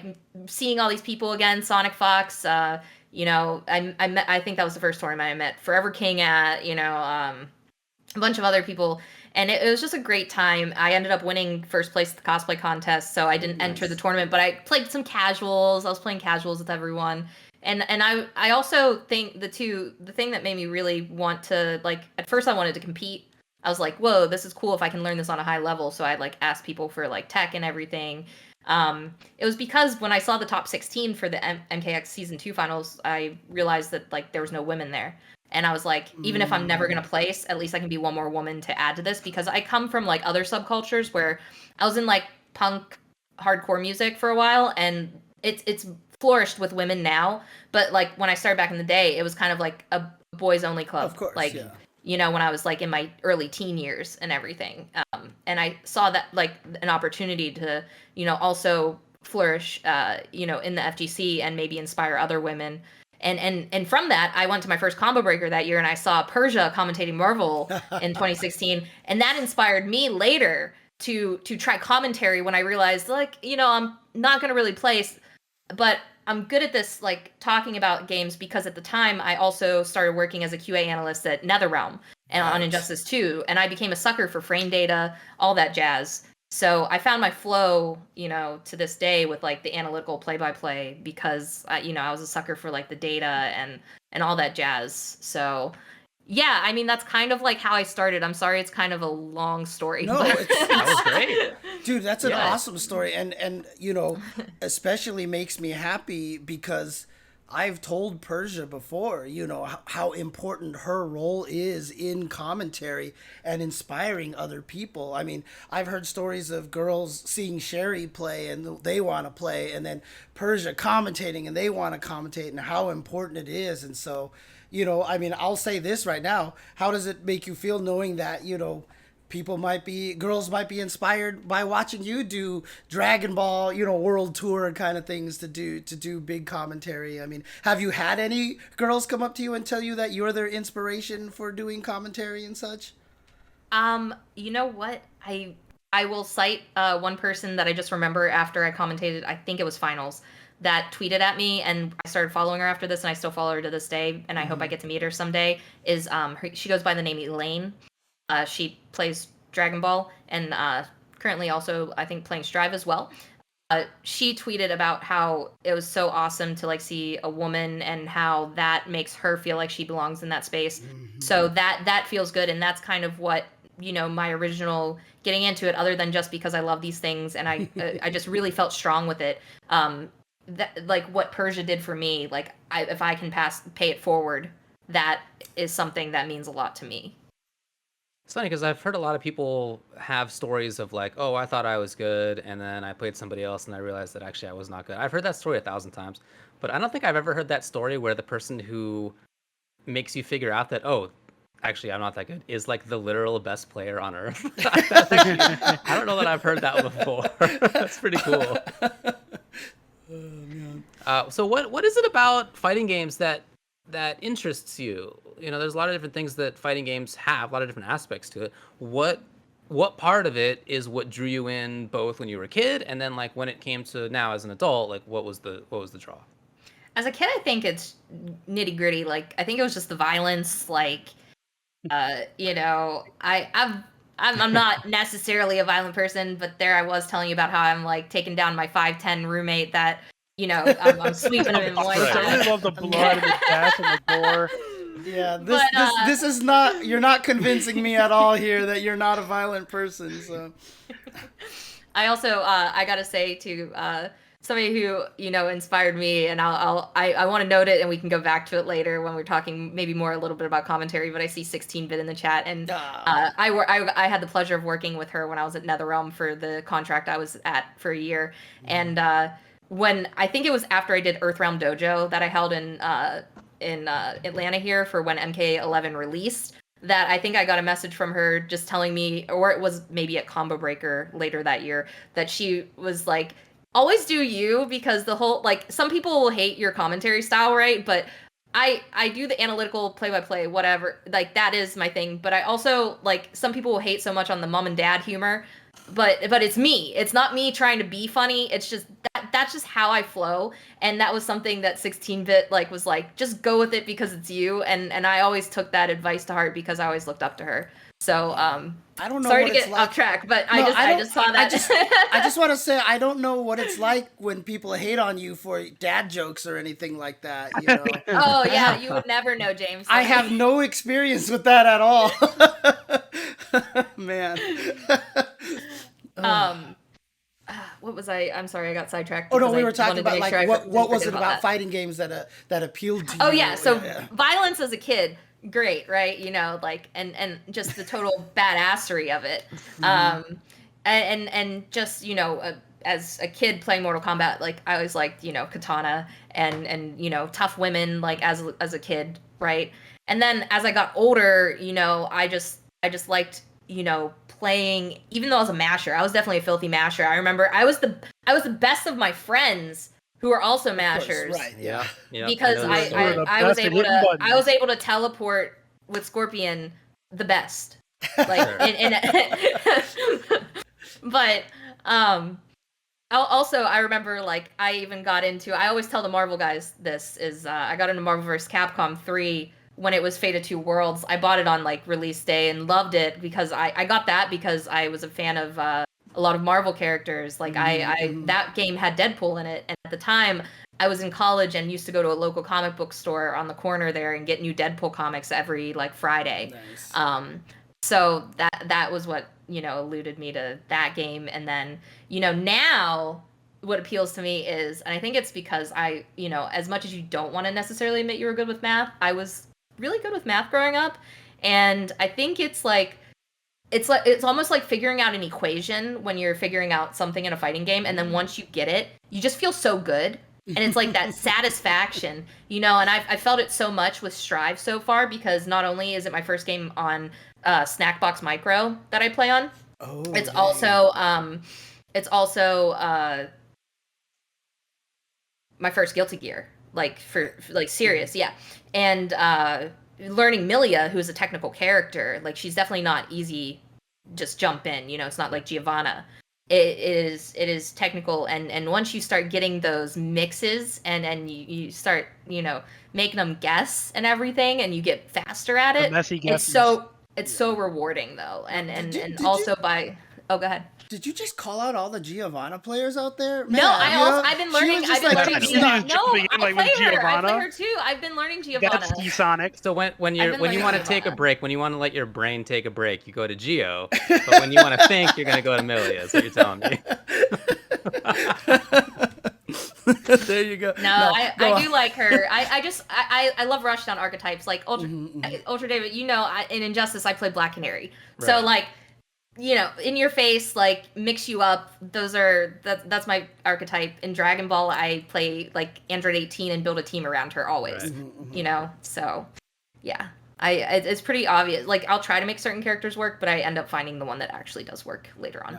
No. I have like a little two-part question here, right? So you alluded to this. How did you get involved into the QA analyst team for NRS? And I guess the second part is, you know, with your mom telling you, hey, you shouldn't be playing fighting games. Like, how does she feel like now that it's gotten you a job and all this stuff and you're world famous, you know? We won't get into dark stories, but my mom is not a great person. So I ended up, but it's a happy story. I ended up moving in with my father, who was the good parent when I was 12. Okay. And my father's always encouraged my dreams. He was the one who was always buying me consoles. I remember like it was when Nintendo 64 with the purple controller came out. It was hiding, like he would always hide an Easter basket for me. This was the biggest ass Easter basket ever because it had to hold a Nintendo 64 in it. He got me my Game Boy Color when that came out, you know, my GameCube. You know, he was always there for me, supporting the gaming as long as I was doing good in life. Right. And he was the one who supported me going to college. I went to college for game design. So I have a bachelor's degree in game art design. And I graduated in 2012. I wasn't able to get a job in my field for a while and was in banking. I was a personal banker and made it all the way up to being a senior personal banker. And I was miserable at the end of it, though, which was in 2016.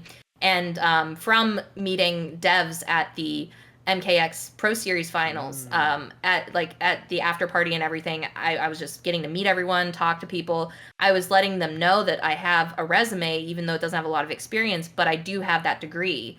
And they said, you know, QA is not glorious, like, you know, always to start out with. It's not always the best paying job in the industry. It's a contract, but we can pass your resume on. And I got their email and was able to email them with that, right? And it was, I got, the first interview was actually the weekend of Combo Breaker in 2016, and I did not get the job as I was not living in Chicago at the time yet.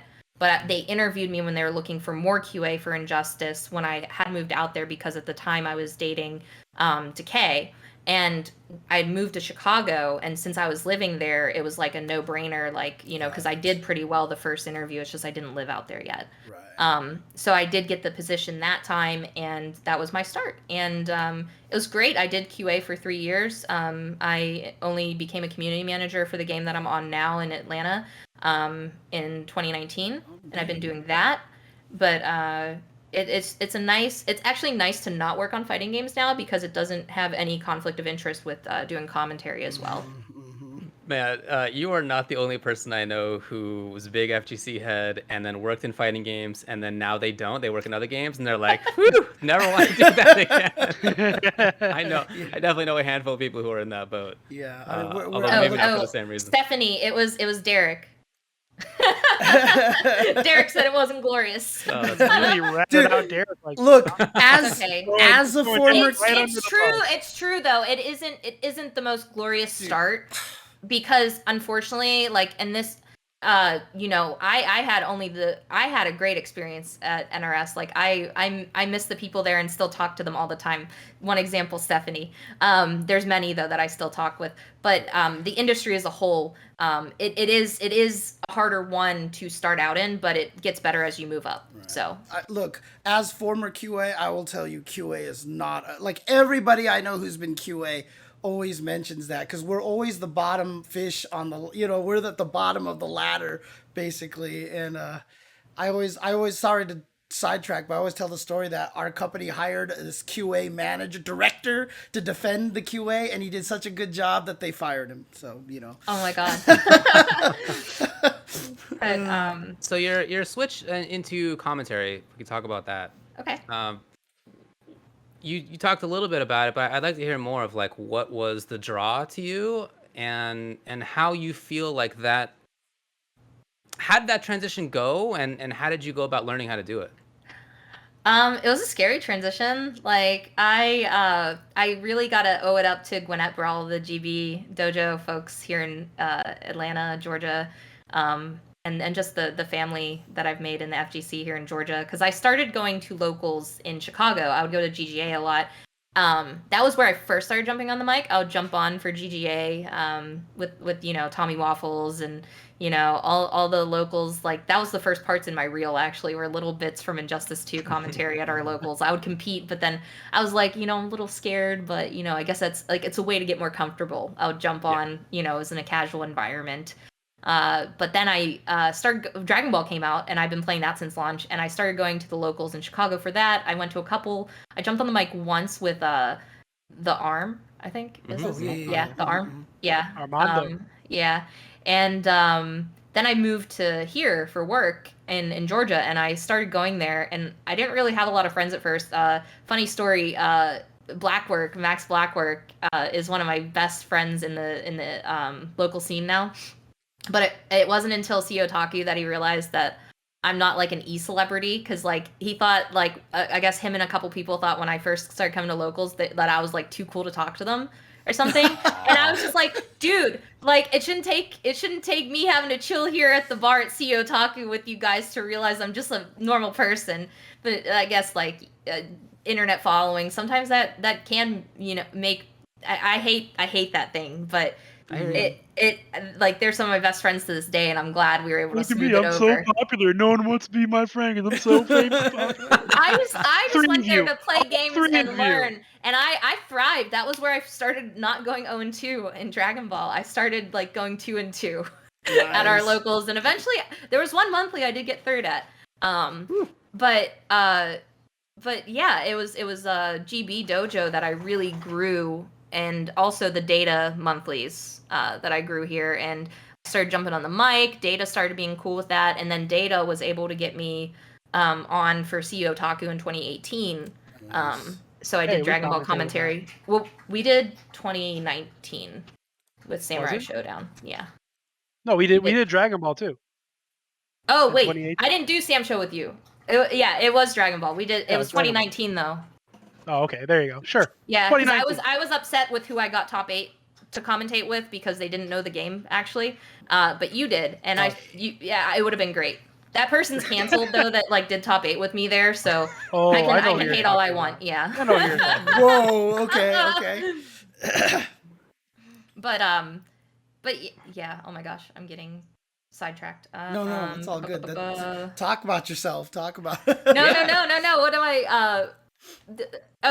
Jumping on and getting used to it. Yeah, it was like those locals. Locals helped me grow, and from that I took footage and I made better reels, and those little baby reels that I had got me to doing somewhat larger events like CEO Otaku, and East Coast Throwdown was my first chance to do. I did the Injustice Pro Series Last Chance Qualifier in 2018.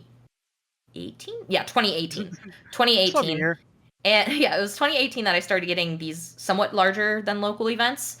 I would say East Coast Throwdown's a big one, so don't get me wrong on that. But like CEO Otaku is more like not major level, but it's like a regional. I don't know the exact what you'd call it. It's getting there. Yeah. And then Final Round's like another one. I don't know if you want to call that major level or whatnot. But they are big. They are big. Big, yeah. Yeah. Final Round put me on like top 16, top 8, and pools for Dragon Ball. And that was kind of what set more in motion, and I had more footage. And then I applied to Combo Breaker, and I had a new reel with even more footage of that and history, and I got to do top 48 in pools with Dragon Ball there. Nice. And then I got my first Evo that year for pools. And it was great too, because it was my first time in person meeting Damascus and Tyrant, who are really good friends now, and I got to work with Tyrant on the mic there. So it was very wholesome, and it's only been up from there, and then I got on some of the Dragon Ball World Tour events, the Puerto Rico one, and then I got on finals, and then COVID hit and ruined everything. Yeah. The process you describe, I feel like, is is like exactly what I kind of hoped would happen when tournaments started doing reels. I mean, time was like they didn't do reels. It was just like, hey, 3 people, do you want to come commentate? Or it wasn't even that. It was like, whoever shows up to commentate Anybody this here? major, Yeah. Anybody whoever wants you to want to jump on do the it, like mic? it was completely haphazard. Yeah. Or it was like my buddy or whatever, right? Right. But having the process of like reels, okay, you do an event, okay, you use that for the reel, and you kind of like build this. That's exactly what I kind of hope that process would lead to. So I'm really glad to hear that. But Evo this year only had one woman on commentary, right? And I don't remember the exact number. It was Well, for something the like main 40. events, let's Right. because For that's one sure. thing that I felt like I wish they would have included pictures in the side tournaments because it wouldn't have too many more women, but I know for a fact, off the top of my head, it would have had myself and Jadelyn who Yeah, got to Jadelyn do too. Yeah. Blaze Blue. Yeah, BB tag, yeah. But right, as far as the main Evo goes, only one out of I think like 40 shout outs to people. Sharpie. Sharpie. Big ups to What do Sharpie. you feel about that, and what do you think may be the cause of that, and also what should we do about that? So I don't think it's necessarily a hot take, but it's not a cold take. I totally empathize and understand where like a lot of my sisters in the FGC are upset seeing it and why they're demanding more women be there. But my take on it as being somebody who has worked so hard to even get to that first Evo that I was on and just do pools, this was an Evo where there really weren't pools on commentary, right?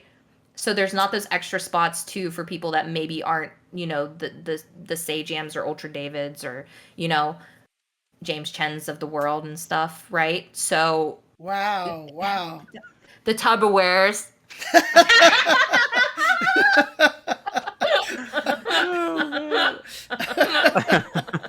Go cry in my bed now. Whatever. Jesus. You play. Go cry into your dolphin. You play May. Damn. But in all seriousness, I even talked in private, and hopefully he doesn't mind me sharing a little bit of this with Damascus, who's a good friend. I'm not mad at who's there either. Like, Right. yes, I always want more women, but I can't think of women, even myself, for the games that were those 5. There were very few that come to mind that are on that level of like commentating a major as big as Evo that have done the work, have had the, you know, reels, have done other majors to be on that. The only Romanova says, "Women, step your shit up." You heard it here first on Ultra Champions. Creating don't- blow-ups at this point. Don't I'm kidding. kidding. Because that's the thing I want to avoid is I had a really good thread on Twitter, I think, about it, saying about how the work is and how I even know I'm gonna be there next year for Guilty Gear. Like that is my goal. Like I've already been working on it. I'm just new to the game, right? Mm-hmm. To the series, I guess. I'm not new to like I'm as new as everyone. I've been playing since the beta. Right, of course. Yeah. But to the series, yeah, there's like way better people like right now, and I'm not mad that those people got chosen over me, even though I'm a good commentator. Like they earn their spot. They put in their hours. They put in their time. They deserve those spots, and I'm not mad at that. I only have myself to blame because I need to keep leveling up, and that's what I'm going to do. I'm going to keep grinding the game and level up and commentate as many tournaments before then as possible to get to that big leap. And I feel the same about other games. There are commentators that there are 3 women that come to mind that I think are on the level where they would probably be on Evo if it was offline. And they just, I think that it was just they didn't have the spots like they normally do, where they had to go with the people that either they already have experience with as Evo or just, you know, they just didn't have the eyes on it this year. Is Saki Sakura for MK. Yeah. I think she's absolutely ready to be up there. I'm not saying myself for MK, even though I know I'm on that level, because I just don't want to commentate MK anymore, and that's I've made that known in the community, so I'm not mad about that at all. Flexus, and I'd even say Maureen now too. Maureen's been doing more commentary. Yeah, She's just such a good player. So yeah, but Flexus, like I want to see her on a CPT event. She's been grinding for like over 2 years now to be there, and been doing a lot of events. She does really well with St. Cola. Those two, I think that if it wasn't for that, it was such a limited what they did. I could see those 3 women being shoo-ins for an Evo. I don't what I hope to inspire, and what I did too, is a lot of women don't even have reels yet. So I'm hoping that from this conversation, it inspires the women that maybe have some footage to start putting together their first reel. Because my first reel, I did a stream recently where I like showed the evolution of my reels and how crappy the first one was, but how it got me to the next step. And then like that could be you know, like you just got to keep leveling up. And also too, like you got to find your niche. Like there's I hate to say it, but there's so many people that think commentary is about like going on the mic and like saying loud things, yelling loud and stuff. But like anyone can do that. You know, you gotta have your thing that makes you you. And know too, like I still have to remind myself, not everyone's gonna like you, you know. But I get hired not because I'm a woman. I get hired because I am one of the better ones at my craft for X game. Like for Dragon Ball, when you think of like the top Dragon Ball commentators, it's probably the same like 5 to 10 people that come to mind, and I'm definitely in that top 10. So in your mind, when it comes to this list of Evo commentators, you know, you give kind of personal based reasons, right? It sounded like for why more women weren't in there. I'm curious if you think that there is also a structural element to that too, or is it in your mind like the structure's there, women can do it, but it's just like it's time to step it up and make that happen? Yeah, I think we're at a better stage personally in the FGC where there are definitely still people, especially more in certain sub communities of the FGC, like certain games lead to certain people that harass women more. But overall, I think everything's gotten to a better place where women have more of the tools to get there. Like not only the reels, but we're in a community where you need a graphics guy to make a graphic for your reel or make a logo for your brand so you stand out above the rest. I made a point on my stream when I was talking about this that one thing that you can point out for almost everyone on that picture, including Sharpie because she was the woman on there, they have a brand. They are known for that brand, and most of them have a logo of some sort or some kind of image that sticks out there, and they have a reel or something close to it, right? They have something to their name, unless like they're people who have just been there for a very long time, right? But it's a common thing with every single one of those people. They all stand out in their own way. I didn't see anyone. You know, you pick out like you see Logan Sama on there and stuff like that. You know, that's winner stays on, right? Like everyone frame advantage, tyrant, like they all like have their thing, and I think that it will feel a lot worse if we're putting women in there just to have women in there than if a woman got there because of their own merit. Like I've had to have the guys like slap some sense into me, not literally, but where I've gotten events and I felt like maybe I didn't deserve it because I have imposter syndrome all the time, and it takes like you know, because it would feel so bad if you're there just as a gender pick, like it really would. So I hope that answers that properly, because I don't think there's anything stopping them except for themselves. Okay. Now, before we go, one question, extra question is, how much do you feel like the XO Academy helped out with this thing? Not counting the garbage commentator coach that helped you out or anything like that, but I mean, like outside of that, like you know, talking with Persia and everybody like that, how much did the XO Academy help out? I think it was great for me. The thing I liked the coaching with you, actually. That was nice because it is something of my interest. As far as like the other things like brand management and all that, like I work as a community manager, which is in marketing, and I'm surrounded by brand meetings all day. So it's something that's like nice to hear other perspectives about it, but I also am very knowledgeable in that myself. But the thing that appealed to me the most and that I did really well at was I really did want to get in there to just keep leveling up my Dragon Ball gameplay.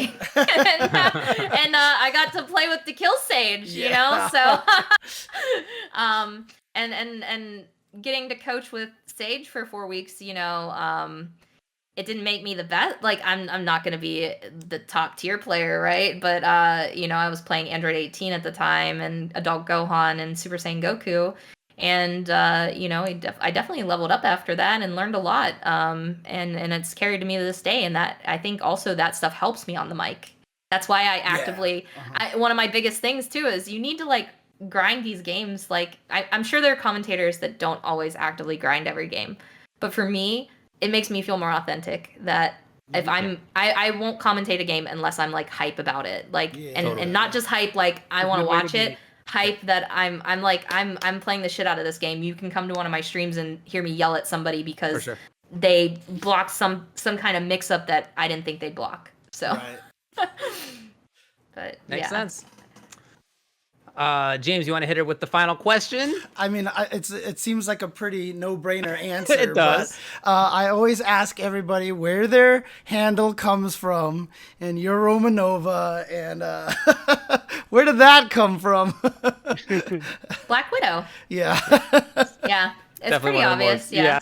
Yeah. A lot of people just see Romanov, so they don't get it sometimes. But her original name was Natalia Romanova. Mm-hmm. Also, I learned when I was in Ukraine for MK that it's actually Romanova. Oh, okay, Romanova. But, yeah. Nice. But they were not sure how to say my name because of the way I say it when I came out there. They were like, "How?" Because they speak Russian. They're like, "How do we say your name?" Because that here would be Romanova. I'm like, I just say Romanova. But I mean, well, people haven't seen your Black Widow cosplay. Like you're like weirdly like a dead ringer for Scarlett Johansson when you're in the Black Widow costume. It's crazy, dude. It's well, thank you. I take that as a compliment. One last thing though, before you guys kick me off here, is I do want to say though, as much as I do think people earn things and whatnot, I think that it is always going to be harder for marginalized groups to excel in almost anything. And I don't want people, just because I'm telling people to work for something, to ever think that I mean it makes it easier. I'm a white woman. Women of color have it even worse. So keep doing you, and we are here to support each other and support each other's growth. I said I'm going to try and make some kind of actual video cut for my YouTube to talk about making a reel. So that can be data shared with other people. And I encourage anyone else there with commentary. Exo Academy did coaching, but I encourage other, male commentators out there or, folks out there to encourage training, even if, I don't want to ever say to do something for free, but, figure out a program that would work. Some of you folks do like Patreons and stuff, but for things like that, where like you could offer, commentary coaching to teach somebody who wants to get better and maybe they're not there yet. Now's the time where we can do things to give back to the people, especially women or non-binary folks and femme presenting folks that we want to see on like the next Evo. So I just wanted to like make sure that that's known. I definitely agree with that. Cool. Well, plug yourself and let people know where they can follow or see you. Okay. Twitch.tv/Romanova I stream, and Twitter.com/Romanova. And I do have a cosplay Instagram I don't use as much. It's Instagram Romanova Rose. But mainly I'm on Twitter. Cool. So, thank you. Twitter. Hey, when are you gonna catch these anchors, dog?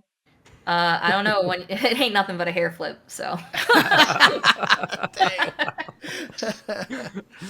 right. Cool. All right. Well, thanks for coming on, Rose. Yeah, thanks for having me, guys. Have a good night. You too. All right, awesome. All right.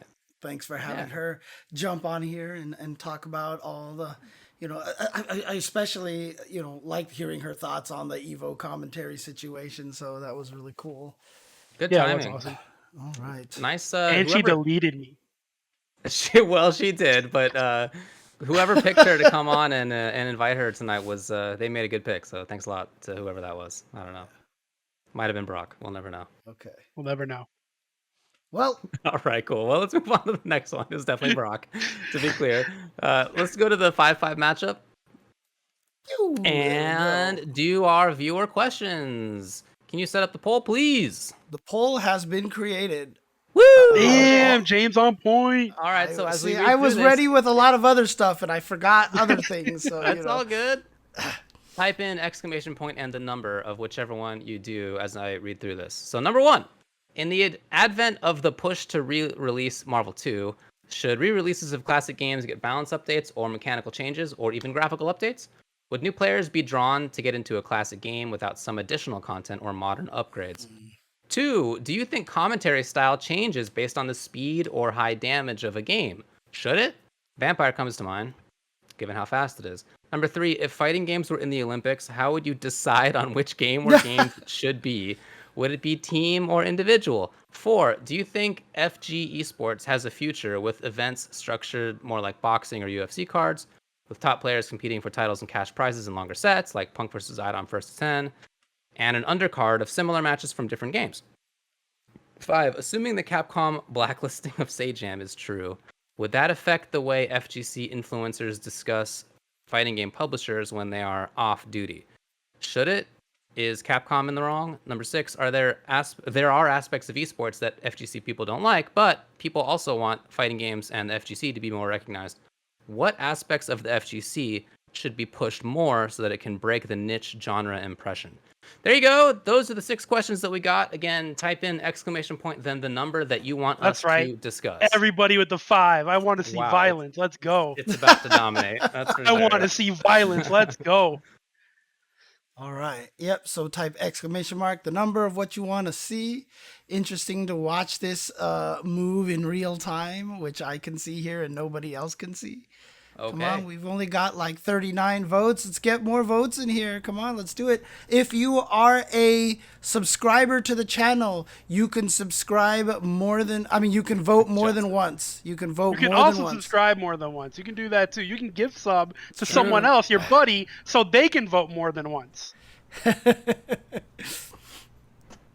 All right. So now it's really just kind of a challenge between number 1 and number 6, but I think number 1 is pulling ahead enough that I think we can call it at this point. It is definitely going to be number 5 and number 1. So I'm going to go ahead and call the poll here. Poll is done. Let's get into the number 5 and number 1. Reread the question again, David. Sure. Number 5 is, assuming the Capcom blacklisting of Saiyan is true, would that affect the way FGC influencers discuss fighting game publishers when they are off duty? Should it? Is Capcom in the wrong? Here's a little backstory. So Saiyan said that Capcom, I forget his wording, but isn't hiring him because he said that the netcode's bad. I think was what he said on stream. Essentially, yeah. Yeah. So as far as does that affect the way that fighting game influencers discuss fighting game publishers when they are off duty? Which is, I think, a funny way to put it. What do you guys think? What do you have to say about this? Well, I can tell you guys firsthand, if you are an influencer of any sort, there is no off duty, and anything you say at any time can and will be used against you in the full extent of esports law. Like 100%, there is no off duty. You can't joke around in a stream chat. You can't talk in private. Keep that shit to yourself. Yes, it absolutely, constantly, you are being looked at. You are being watched. You are being analyzed. That's just the reality of it, is you need to be very careful about what you say and who you say it to almost at all times. Justin, I see you. Former Evo commentator Justin Wong. Right. Justin It's interesting because I know we've all said that the netcode is bad, right? Like we've all done that before, so it's odd to me. Isn't that just like what we all say? It's funny you say that, James, because it's almost like someone who doesn't like you for no reason can use something like, oh, well, one time they said this as a weapon against you. It's almost like there's a whole bunch of politics when it comes to this stuff. It's almost like that. Almost. Yeah, there definitely are politics to some degree. I mean, I know that my position is a little bit different, I think, to be frank, than many other people's, and I think the same is true for James. But I have said gnarly things about some games in the past, uh, and I have had consequences a couple of times. Maybe one actually. Now that I think about it, I was at Capcom Cup one year and did an interview at Capcom Cup where I said that SF5's release was the worst in modern fighting game history. And, that was at Capcom Cup, literally. And that wasn't very nicely put. I could have said that better for sure. But like also it had a lot of problems on launch, so the idea was, so I didn't get hired for a while. But it didn't last that long as you could see. So for me, like I think that honestly, some of the same rules probably don't apply about like what is advisable or not. I would have put Sagem in that category too. So it's a big bummer to me that that what has happened has happened. That super bums me out. I wish he was commentating because he's very strong. Yeah. And that it's unfortunate to like not have him more frequently on the mic. So I mean it definitely sucks. My personal perspective is that I know, like I said, I know that my position is a little bit different, I think, than many others. I don't have like leverage per se, but like I also am not quite as like on the bubble maybe as some other people might be. So I think I can probably do more. But I do think it's true that there are politics to some degree, like anything, in anything that you do, that's going to be the case, whether it's obviously work or school or friends or you're trying to get into commentary. It's just like a fact of living in the world and dealing with other people. And that's a bummer in some ways because like you would want it ideally to just be like whoever's the best commentator gets hired. Like that's the ideal, but that's not real life all the time. I mean, it's not real life, right? Yeah. So like I would like it to be more like that, and I think that it's not like so far from that either. I think that as Romanova was talking about, I think that there is part of that. But yeah, it's also true that there's politics. And I can think of a couple instances of people who said things even in private, and that got back to other people who are in decision-making positions who didn't like that was said in private. That's never happened to me, not once. And that wasn't my example at all. So is there off duty? I don't know. I don't know that that's right, but it does definitely affect how fighting and commentators discuss games. I mean, you'll notice that like most of us are pretty honest. Nevertheless, if we don't like a game, we're not going to sugarcoat it. Maybe we shouldn't say it's the worst release ever or whatever. Not like maybe don't be a big jerk about it, but like also you don't have to talk things up that you don't like. And also, as Romanova said, if you don't like a game, you shouldn't commentate it because it's going to be worse. You're not going to know as much. You're not going to be as excited. Right. So the games you don't like, you're not like giving up work in being in not praising it, right? So we're mostly honest anyway. We're mostly commentating the games that we actually care about. Most of the people who get hired for commentary are good. So again, it's not like entirely about politics, but yeah, does it come into play sometimes? It does. Yeah, I mean, this is one of the hardest things that I know a lot of people have trouble understanding. This is coming from players as well, not just commentators, but what Tubo said is 100% true. Once you become an influencer, there's no more off time anymore. You are on the clock pretty much all the time, and you have to be very careful with what you say. And, it sucks. But again, as I've told players out there who have said some bad things in private and it gets out and stuff like that, it's, if you don't want to have that problem, then you can just suck at what you do and not have to worry about that because you're not an influencer anymore. Like the thing is, it's an unfortunate position. Like I said, if a famous tennis player said something nasty about another tennis player, that could get them in trouble. That's just the nature of the way the world works, and there's not much you can do about it. I mean, regarding the Sajam thing, I'm confused by that because I know we've all said bad things about the netcode. I mean, David and I were really loud about the Altimore patch, especially when it got like nailed and like completely destroyed. Like the two of us, even like live on stream, were like super mad about that and everything. And so, it seems weird to me that might, have been a situation for Sajam. Like, did he say anything particularly bad? I don't know. But again, does it affect what we have to say?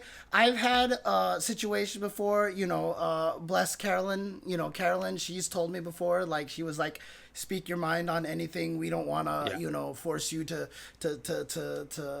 we want you to be honest, et cetera, et cetera. And I think a lot of that just comes down to, who's Carolyn for people who don't know? Mama Dow, Carolyn Dow used to work at Capcom for a while, did a lot of the work on the esports side. She's no longer there, unfortunately, but she was doing a lot of the stuff with Capcom. She did a lot of good stuff there. Yeah. Sure. But for me, it's like, the thing about it is, again, and again, I'm not saying Sajam did this because I just can't even picture Sajam doing this. But if you're going to be negative about something, discuss it productively, right? Like if I sit here and I talk about, I've said on Twitter and I said here on this stream that Street Fighter V holds a lot of responsibility for the negative press on rollback netcode. Like if Street Fighter V had good rollback netcode, then Grand Blue Fantasy, Dragonball, like all these games might have had rollback netcode already, but like Street Fighter V kind of messed that up. Like I've said stuff like that, but when you do it, you kind of have to present it, I guess, more, productively, I guess, and not just be like, this thing sucks, like, I don't know. It's a weird situation. I don't like it personally. I don't like that, there is this weird dance sometimes that you have to play.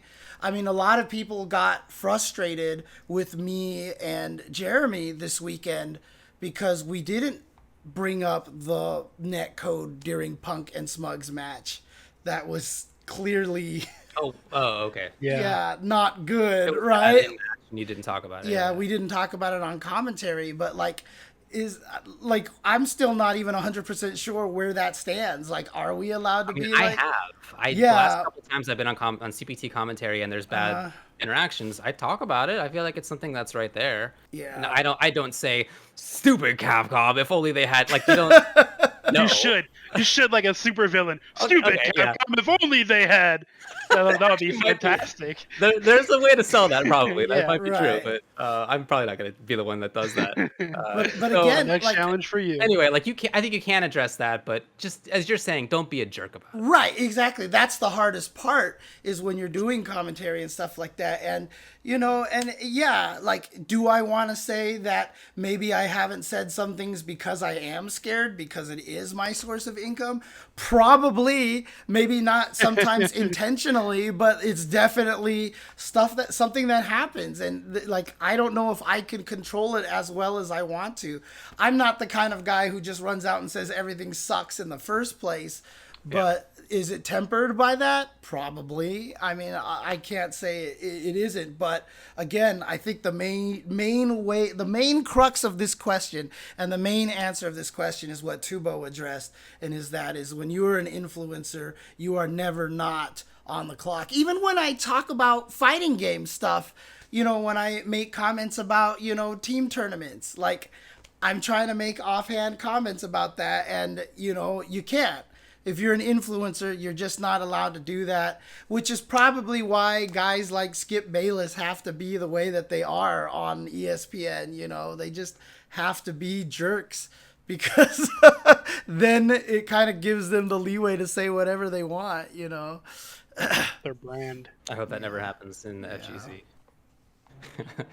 All right. Well, guess what I am? I'm about to be the Skip Bayless of the FGC, just to make David mad.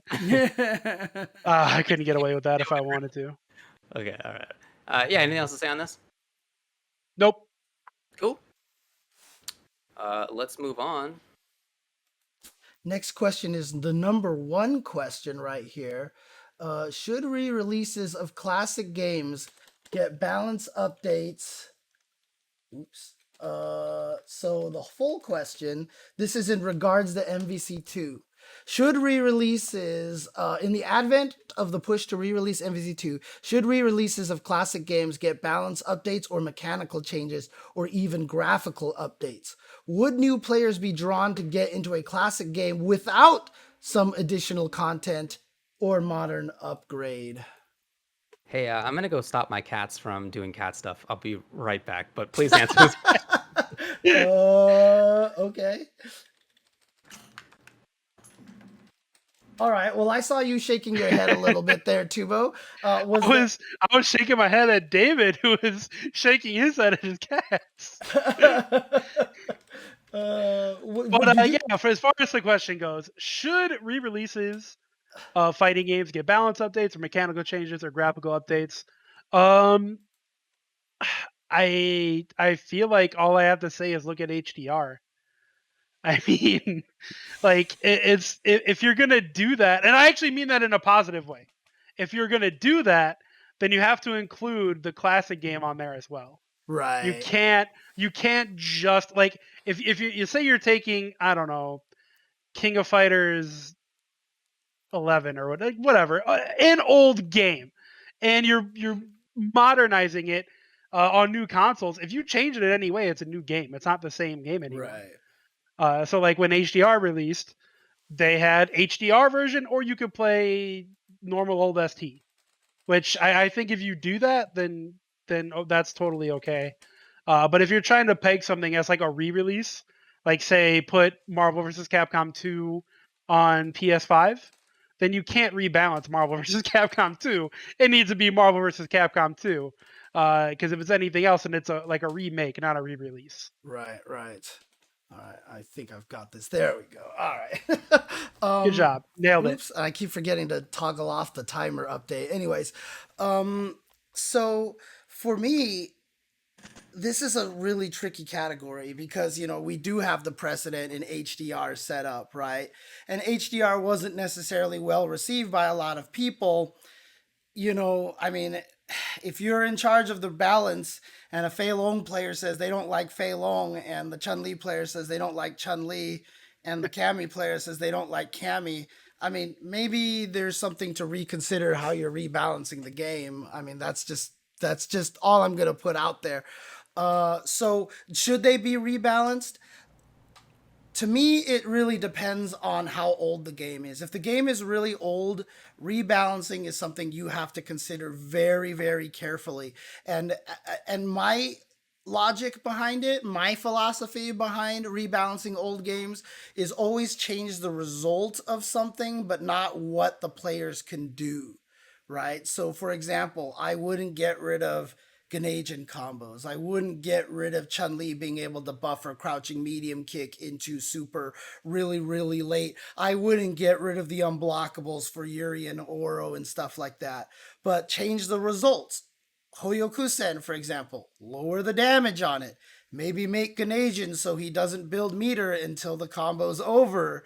Things like that. You want to change certain aspects of it. So if you did an MVC2, one, yeah, absolutely make sure you keep a classic mode in there, like Tubo was saying, so that you could always play the old version in there. But also, would you want to change Air Hyper Viper Beam ×5? Maybe not. Leave that in there. Maybe make Air Hyper Viper Beam do a little less damage. Don't nerf the best characters by taking away their options. Buff some of the weaker characters a little bit, but always keep the classic version in there in case the updated version doesn't go well. Graphically, if you're going to do a graphical update, just make sure that it looks good. And then, outside of that, like the people love the games for a reason. Tweaking them isn't as necessary. And if you do tweak it, you would just have to be very, very careful. Very, very careful with it. I don't David, really how are feel your like they cats? should get. Oh, they're fine. When you find James has 2 cats. I don't know if you ever find like a clump of cat hair that one cat removed from the other. Do you ever find that? Yeah. There you go. They're siblings, you know, they love each other and they cuddle a lot, but also it's, you know, sometimes there's other stuff going on. Anyway, they're all right.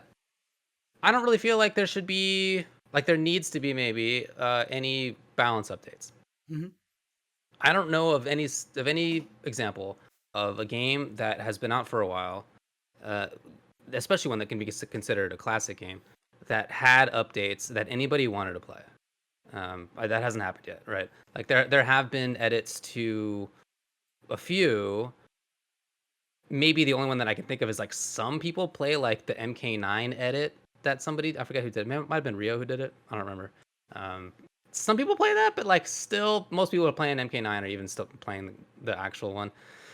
It's just rare that that gets picked up because the people who are playing the classic game like the classic game. Everybody who didn't has left. They're not playing it anymore. Right. So they're not.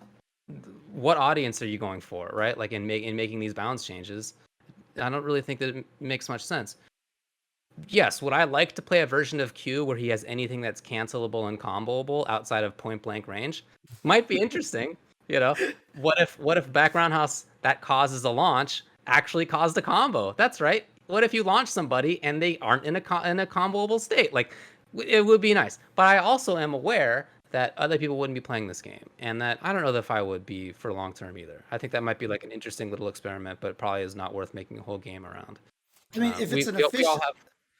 if it's Yeah, official, if it's it's official, I mean. different, right? Yeah. I don't know if it's different. You were just talking about HDR, and Yeah, but while you weren't a big fan of it, Don't do it, James. I also wasn't a big fan of it. I think I was too much of a jerk about it, but like, yeah, I wasn't a big fan of it either. Some people were fans of it. Nevertheless, you know, nobody kept playing it, right? I mean, some people still play KOF 98, you know, Dream Match, KOF 2002, Ultimate Match, and stuff like that, right? Like those exist. Okay, maybe those are a couple of examples of this. I guess that might be true. Okay, Right. so maybe it's not in no case, but I also feel like it's not something that most people who are playing the classic game are going to be interested in. So I don't really see much need for it. Yeah. As far as graphical updates, all like same kind of position. Like the people who are playing the game are cool with the graphics. Some people like the graphics because it's older looking as well. I mean, to me, that's the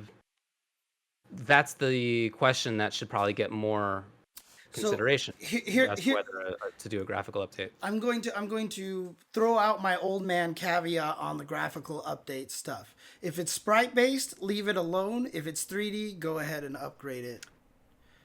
I'm on board actually. Because 3D games, when they get graphical updates, it actually looks better. When 2D games get graphical updates, it like, oh man, like anybody who's seen those mobile versions of the Final Fantasy games, like, you know, if you know what I'm talking about, everyone's shivering and cringing right now because it's just disgusting, honestly. But 3D games, because they're all model based and all that stuff like that, and it's about textures and the quality, I think you can do it on that. So that makes sense. But I don't see a big need for any significant changes anyway. I mean, the underlying thing of the question here, like, is there's a push to get Marvel 2 re-released. That would be awesome. I'd love to see that, dude. It's not a game that I ever played seriously, but I have enjoyed watching it ever since I've been in the FGC. It's always been fun to watch. I'd love to see more people get into it, play it. Yeah. I want to address what Jihad Joe says. He said, I think the problem with HDR was that redrawn sprites made absolutely no consideration for the animation being done. The original sprites had in-between frames and all that. The HDR ones were just good while the game was paused. To HDR's credit, that was a problem because they gave Udon all the sprites, but they did not give them a way to animate them. So they did not see how they flowed. So they were like, redraw the sprites. And they were like, so for example, when they redrew Dhalsim on the wind pose, you know, they improved his shading on there. But what they didn't realize was that Capcom didn't just repeat the sprites back and forth. When he got to one side, they mirror imaged him and made him go back the other way. And then they mirrored him again and made him go back the other way. So that sprite was purposely colored with no shading. And when HDR drew it, they put shading on Dalsum. So when you see him go one way and he finishes moving this way, he flips and the shading goes the other direction and he does this. And then the shading flips and then he comes back. They just never gave Udon the ability to see what it looked like. And so that's not Udon or the HDR team. Like, it's probably more higher up, like from Capcom. Like, they just didn't give them that ability to do that. And so that's an unfortunate situation right there that occurred. All right. Good on this one? Said my piece. Alrighty. Yeah. But again, like I said, I mean, would I like to see a Super Turbo that's slightly more balanced? There's the New Legacy that came out. But again, you know, some of the things that New Legacy did, for example, was they took away Chun-Li's ability to store her super and stuff like that. Oh, that's like, too bad. I don't want to take those things away. You know what I mean? As much as I hate stored Ocho, I probably wouldn't take stored Ocho away at this point in time because it's part of the game at this point. Maybe, I don't know, find other ways to balance it. You know what I mean? But at this point in time, you'd only want to tweak the weaker characters a little bit and leave the strong characters to do mostly what they could do. And I think that's a best way to do it. So. Yep. I'm with you. Okay. All right. Let's move on to the next one. We're going to talk about the Capcom Pro Tour Australia #1 that happened. James commentated it. You were there in Australia live. Exactly. From down under. It's awesome to see. Again, those Australian players have been, like, they have a consistent crop of really strong players there. And we don't get to see a lot of them because they don't get to travel as much. But it was really cool to see them play really well. And, you know, 3 of the favorites going into that, like BK Sama, Somniac, and Rumors, who qualified with Cody last year, all got defeated by Shen Khan, the guy who runs the Unga Down Under, you know, who runs the TO of their weekly. He sent them all out of the tournament, you know, and like that, like, that's cool. And then Travis Styles ended up taking it, and it's just and the thing about it is we don't know the players as well. But, you know, you talk to the Australia players, these are the same guys who are doing super well all the time. And if these guys are able to qualify and stuff like that, it's really cool to see. I really have a fun time watching it. And, you know, they use a bunch of different characters. Travis Styles is a boxer player. He defeated Panda's Akuma using both V skills, you know, like it's really impressive watching these guys play. And again, I love the smaller regions that Capcom is doing for the Capcom Pro Tour. I hear you. All right, let's move on to the next one. Let's talk a little bit about Blazing Strike. This is a game that was a Kickstarter project that was made by one person. Yeah. And it's a cool pixel art looking game. It has been picked up by Axis, and now they're going to be publishing it. So it's going to be a full-on published fighting game. Super sick. They had a trailer for it. It'll be releasing in 2022 for PS4 and 5, Switch, and PC. Not only does it look cool, it has rollback netcode. Take that. It also will have parries. So that's a little bit of an insight into how the game might play. It's got parries. Axis is going to be doing an Axis stream for recaps of their recent announcements. They had other announcements too, not just that one, for new games. And that's going to be Thursday, August 12th. So in just a couple of days at 3 p.m. Pacific time on twitch.tv/Axis Games, hosted by Sammy Fish. Let's go, Sammy. Nice. Let's go, Sammy. That's pretty sick. But man, sitting down and making your own sprites by yourself, kudos to that dude. Yeah, 100%. 2D sprite art animation is not easy. Which is why, like, if they ever did a new Vampire Savior, like I said, don't ever touch those graphics, man. And in fact, in Vampire Savior, please make sure you put in a mode to put the scan lines back into the game because those scan lines actually make a big difference. All right, cool. Makes the graphics look how they should. For sure. Blazing Strike, again, new thing. Check it out. There's a cool trailer out there. Speaking of trailers, on the next one here, just very briefly, there were trailers shown for a couple of games. an alpha trailer for Umbrella in Skullgirls was shown, and what's cool Yeah. is that Go ahead. I was just agreeing. Yeah. Oh, it was cool.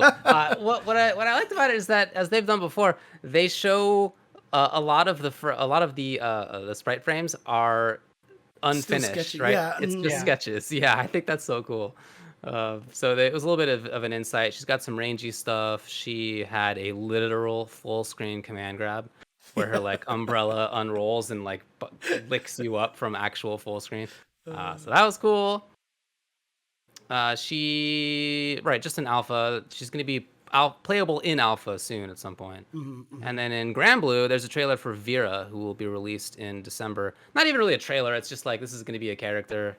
There's like a pose, maybe her win pose or something. And my understanding is that she's a popular character in the game that she comes from. Sure. That's what I've read. So congrats to everybody. That'll be happening. Season 2 of DLC is over, actually, so it's unknown if this is a Season 3 or if it's just like something extra or what. Interesting. Unclear. Okay. All right. Yeah, no, I agree. More Miguel. Dude, roll back in Grand Blue, please. That game is still new enough. Not happening. Not even worth the conversation. Not happening. Not happening. It's still... A game that is going to have rollback, though, is Serial Killers. They tweeted that they're making progress and that maybe a demo is on the way. I tweeted them. I was like, hey, don't forget about Ultra Chain. Give us that early access. And they quoted that tweet and said, of course, you're still first in line. Oh, that's so sick.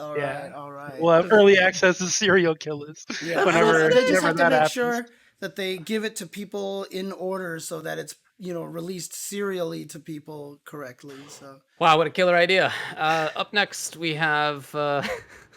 I hate both of you so much. all right, so here's an issue that has bubbled up over the last day or so, as far as I saw, maybe a couple of days. yeah, I haven't heard anything about this. So tell me What some more about happened this.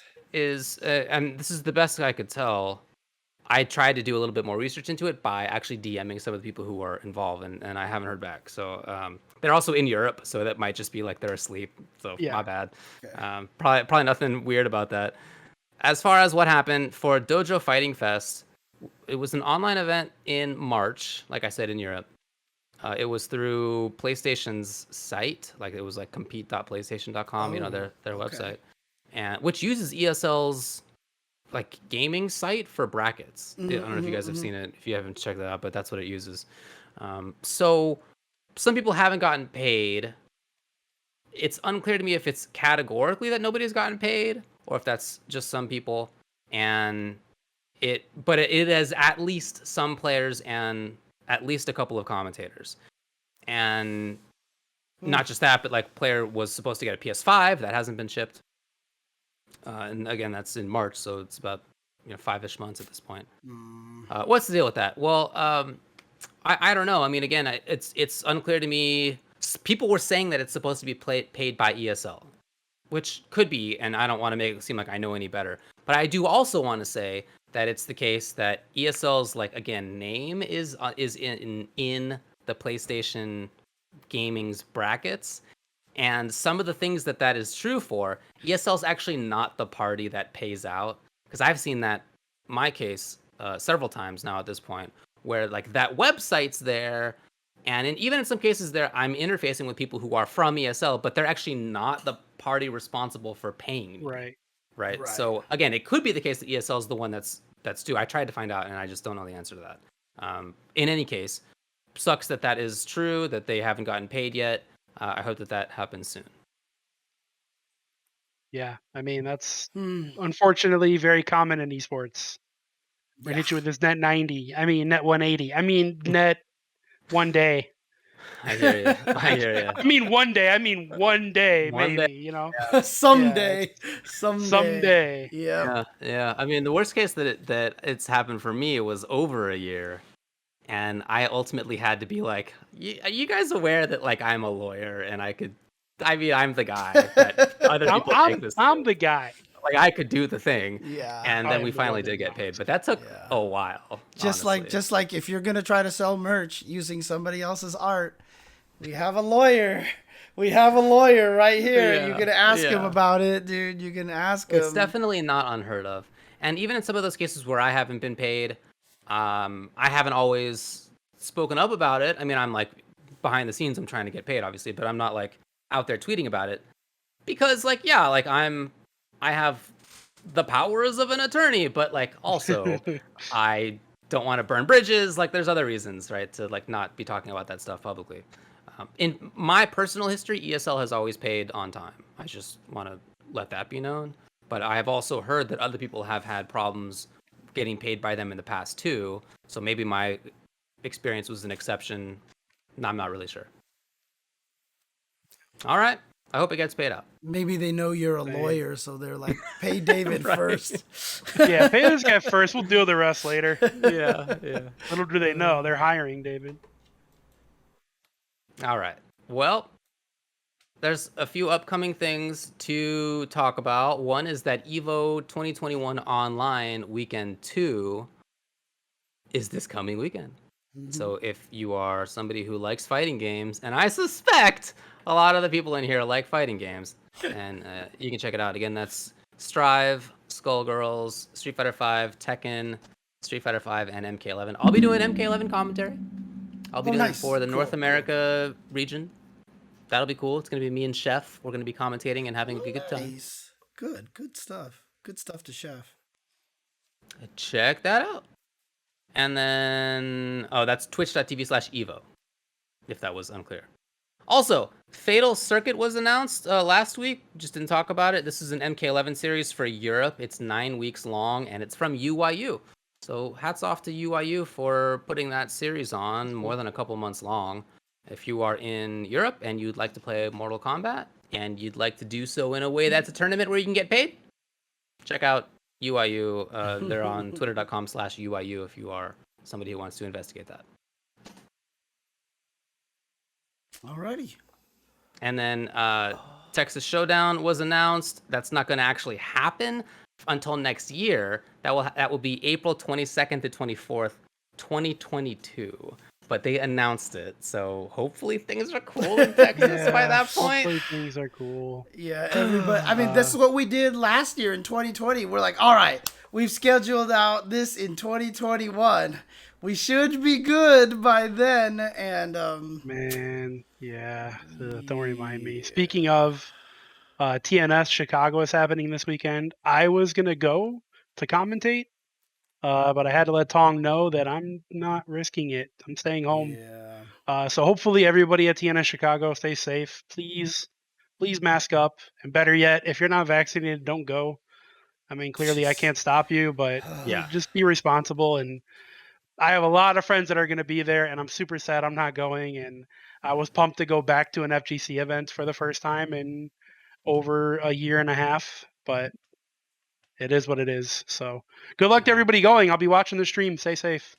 I definitely get your decision. Do you know what that will be streamed on? Yeah, it'll be on Tampa Never Sleeps. Twitch.tv/Tampa Never Sleeps. And they have a bunch of exhibitions on Friday and then actual bracket Saturday. So And typically we're talking about Ultimate Marvel vs. Capcom 3. it's going to be all Marvel 3. That's it. Cool. By the way, Okie dokie. just as a little additional thing, I just wanted to throw this up on the screen. Let me see if I can drop this up here. Let me see. Can I get this? Yeah, up it's here? tough times in Florida right There now, you go. for sure. A lot of people are talking about that. A lot of us have been talking about Just that. a little extra tidbit. I saw Giuna tweet this, and it was just interesting to me. But he says, Mori, the creator and producer of Blaze Blue, recently drew Jita art to celebrate an upcoming mobile game collab. I really wish they would port Mori's version of Jita into Blaze Blue fighting games, says this tweet over here. But Blaze Blue is already finished. Mori responds, that is not true. Ooh. You know, when I first read this tweet, I didn't realize that it explicitly said Blaze Blue fighting game. I thought it just said Blaze Blue game because there are other Blaze Blue games. Right. Right. But fighting game, huh? Okay, all right. So Well, there you go. Yeah, I don't know. I think Blaze Blue deserves a new game. I hope a new game is coming. I don't think that tweet really says much though. It doesn't I say would much, I yeah, would it says- take that with a grain of salt. Yeah, of course. It definitely says the minimum amount of stuff. Yeah. Yes, exactly. That's actually kind of neat. Guhak has put this in there. So they announced that, the next CPT is going to be all teams, right? Like Nasser, like Panda, et cetera, et cetera. We saw all those teams. Panda's joked that they only have 2 Street Fighter players. So apparently they're doing a competition series to hire the 3rd player for SFL and actually hire for Panda to go with Justin Wong and Punk. It will be between Nephew, Chakotay, and Mandrake. Really? Oh, that's sick. That's a good actually list of neat. players. Yeah. All right, cool. Well, let's get to the mailbag. All right. I need a song. There you go. That was it. Just- All right. Mailbag. Somebody clip that, and that'll be our song forevermore. I'll find a song to use then for the mailbag over here. All right. So on the mailbag over here, our first question is via Nutacon on Twitter. If Tetris were a fighting game, what character archetype would all the blocks be? So, for example, the I bar would probably be the Dalsum Zoner because it has the most range. The O block might be the defensive turtling character, or the grappler perhaps. The T block would be like the generic Ryu character because it does all sorts of things. The S and the Z block would probably be the most like gimmicky characters because they are useful in very specific situations. And the L and the J blocks, probably kind of similar, but maybe a little more rushdown. I'm not sure. So I think that the long straight block, what do you call it? The L block? the eyepiece. The I block? Yeah, Yeah, the eyepiece. eyepiece. Okay. Yeah. That's a character like Gold Lewis Dickinson, who has trouble getting into the right spot, but when he does so much damage. That's actually exactly right. I'm proud of myself. That's actually Perfect. not bad. Yeah, no, Perfect job. Yeah, they're all named Perfect after job. letters now. I, L, J, S, Z, O, and T. Nailed it. Yeah, Nailed it. All right, let's move on to the next one. Okay. Got it. Yeah, I don't have any thoughts. You guys nailed it. Sure. Dude, okay. What is You're gonna have to put that one up on the internet. Oh yeah, for sure. So the next question is, what price would it require to get us to eat the German backpacking cheeseburger in a can? What? That's right. That's right. German What- backpacking cheeseburger in a can. Would you eat a German backpacking cheeseburger in a can, and how much money would it take for you to do so? There's a nice little look at it. Oh, There you go. Yep, that's right. At That's courtesy first- of investigation. At Thanks for first, the I was question. like, okay, but now, oh no! Would you eat cheeseburger, as its title is right there? Can you make that image big? Why does it have teeth? It's got teeth there. It's got teeth for cheese. What the hell? Wow. Look at Yeah, that that is- monstrosity. The teeth is what gets me. I think the rest of it I would probably be like, yeah, sure, whatever. But the I think teeth, that's that's just scary. I think that's like dripping cheese or something. Yeah, like yeah. I that. mean, yeah. I'm assuming that's I supposed mean, to be the cheese, but it looks Dripping like is not the word for it. Like it that wants is. to bite my dick off. Yeah, it's definitely Like, solid. It's not. That is a penis biting burger, and it goes specifically for the wiener. Yep. It's scary looking. I mean, would you eat it?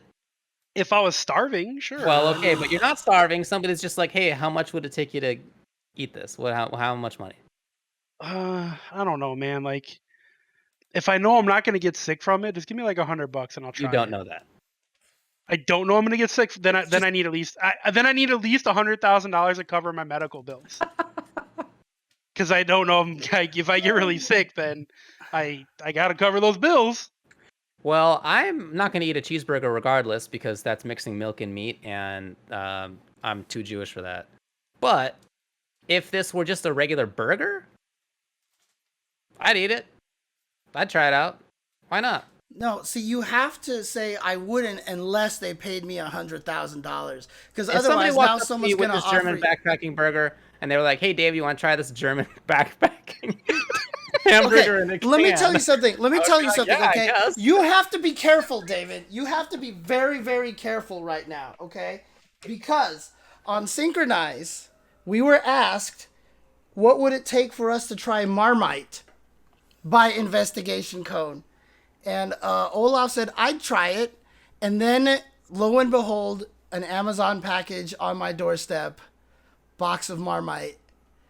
Well, that's From hilarious. Investigation Cone. So, you saying this, David, if he finds the hamburger version of this... If you can find a hamburger version of this that also, like, if there's no pork in it, there's no dairy in it, that is to say, like, it's not truly kosher, but, like, if there's nothing that I can't eat in there due to Jewishness, then, yeah, whatever. I mean, to be clear, like, don't spend money doing that. But also, if it was in front of me, then yeah, I'd try it out. Why not? Doesn't All seem right, like that big Investigation Cone, you know what to do now. I don't know what Marmite is, but That sounds gross. it's not It an sounds like appealing the name. bad version of Nutella. That's what I imagine when I hear Marmite. Yeah, you spread it on. It's from like it's an Australian thing, and like apparently it's super super bitter. Oh, Vegemite. It's Vegemite. Oh, Yeah, I tried there you go. Vegemite. I didn't think it was terrible. I thought that was like way overblown. Yeah, I didn't try it. I let Olaf try it, and I didn't even partake in that. Coward. Yes. I'm a durian. Look, I'll tell you this.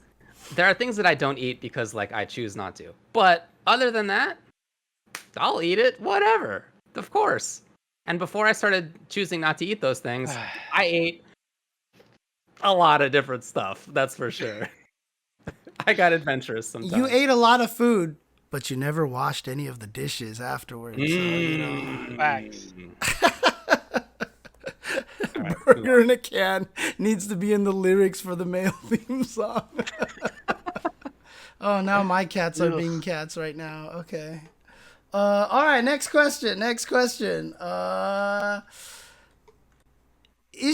Sengeki via Twitter. The idea and concept of grapplers have been erased from all fighting games and the memories of players except you. How will you remind people that they exist, or will you choose a new world without? Okay, so this is the FGC version of that movie where the Beatles disappeared. Yes, That's what I was thinking of. Only like 3 Yesterday, people in the world remember the Beatles. Which, by the Right. way, I thought that movie was pretty good. I liked it. I actually didn't get to see it, but it looked pretty dope. It was trailer good. did. It was some movie, I heard it was- some flight I was on. I watched it. Yeah, I heard it was like more romantic comedy than it was like actually having to do with the Beatles and that kind of 100%. situation. Yeah. It was just a okay. conceit to like have a Yeah. movie around. For I think sure. it's But called anyway, I thought it was Yesterday, right? I think it's called Yesterday. I think is what it sounds right. is. So, yeah. How will I remind people that they exist? I'll just like make a game and be like, "Hey, game developers, I have the gnarliest idea for you. So, what if you could throw people?" That's like my conversation. Stay with me now. Ooh, yeah. I mean, the hardest thing about it is if there weren't grapplers that existed, Guilty Gear would have like 3 characters left, right? I mean, Soul is a grappler, you know. May is a grappler. Giovanna's have kind of a instead, grappler. Maybe a kind of similar experience is a character who, instead of the throw being the mix-up, what if it was just like a 5-frame overhead that did 20% damage? For Right. free. Mm-hmm, I mean, it's the same idea, right? Like as a throw. It's less Except satisfying. it's extremely easy to execute as well. Probably. Yeah. Right? Okay. Yeah, you have to do a 360 to get an overhead or whatever. Oh, it is. okay, that's fair. Yeah. I don't know. But it's the same idea because, anyway, I hope we never experience this world. And if we do, I hope that there will be like 2 people who look up at me because I'm the one who knows how to sing or play grapplers in this case. And they're like, "Oh, just let us hear you sing." Like, that would be what I hope. I mean, look, you don't have to was have a in the command movie. throw to be a grappler. Blanca was a grappler in Super Turbo, okay? Like, 100% he was a grappler, right?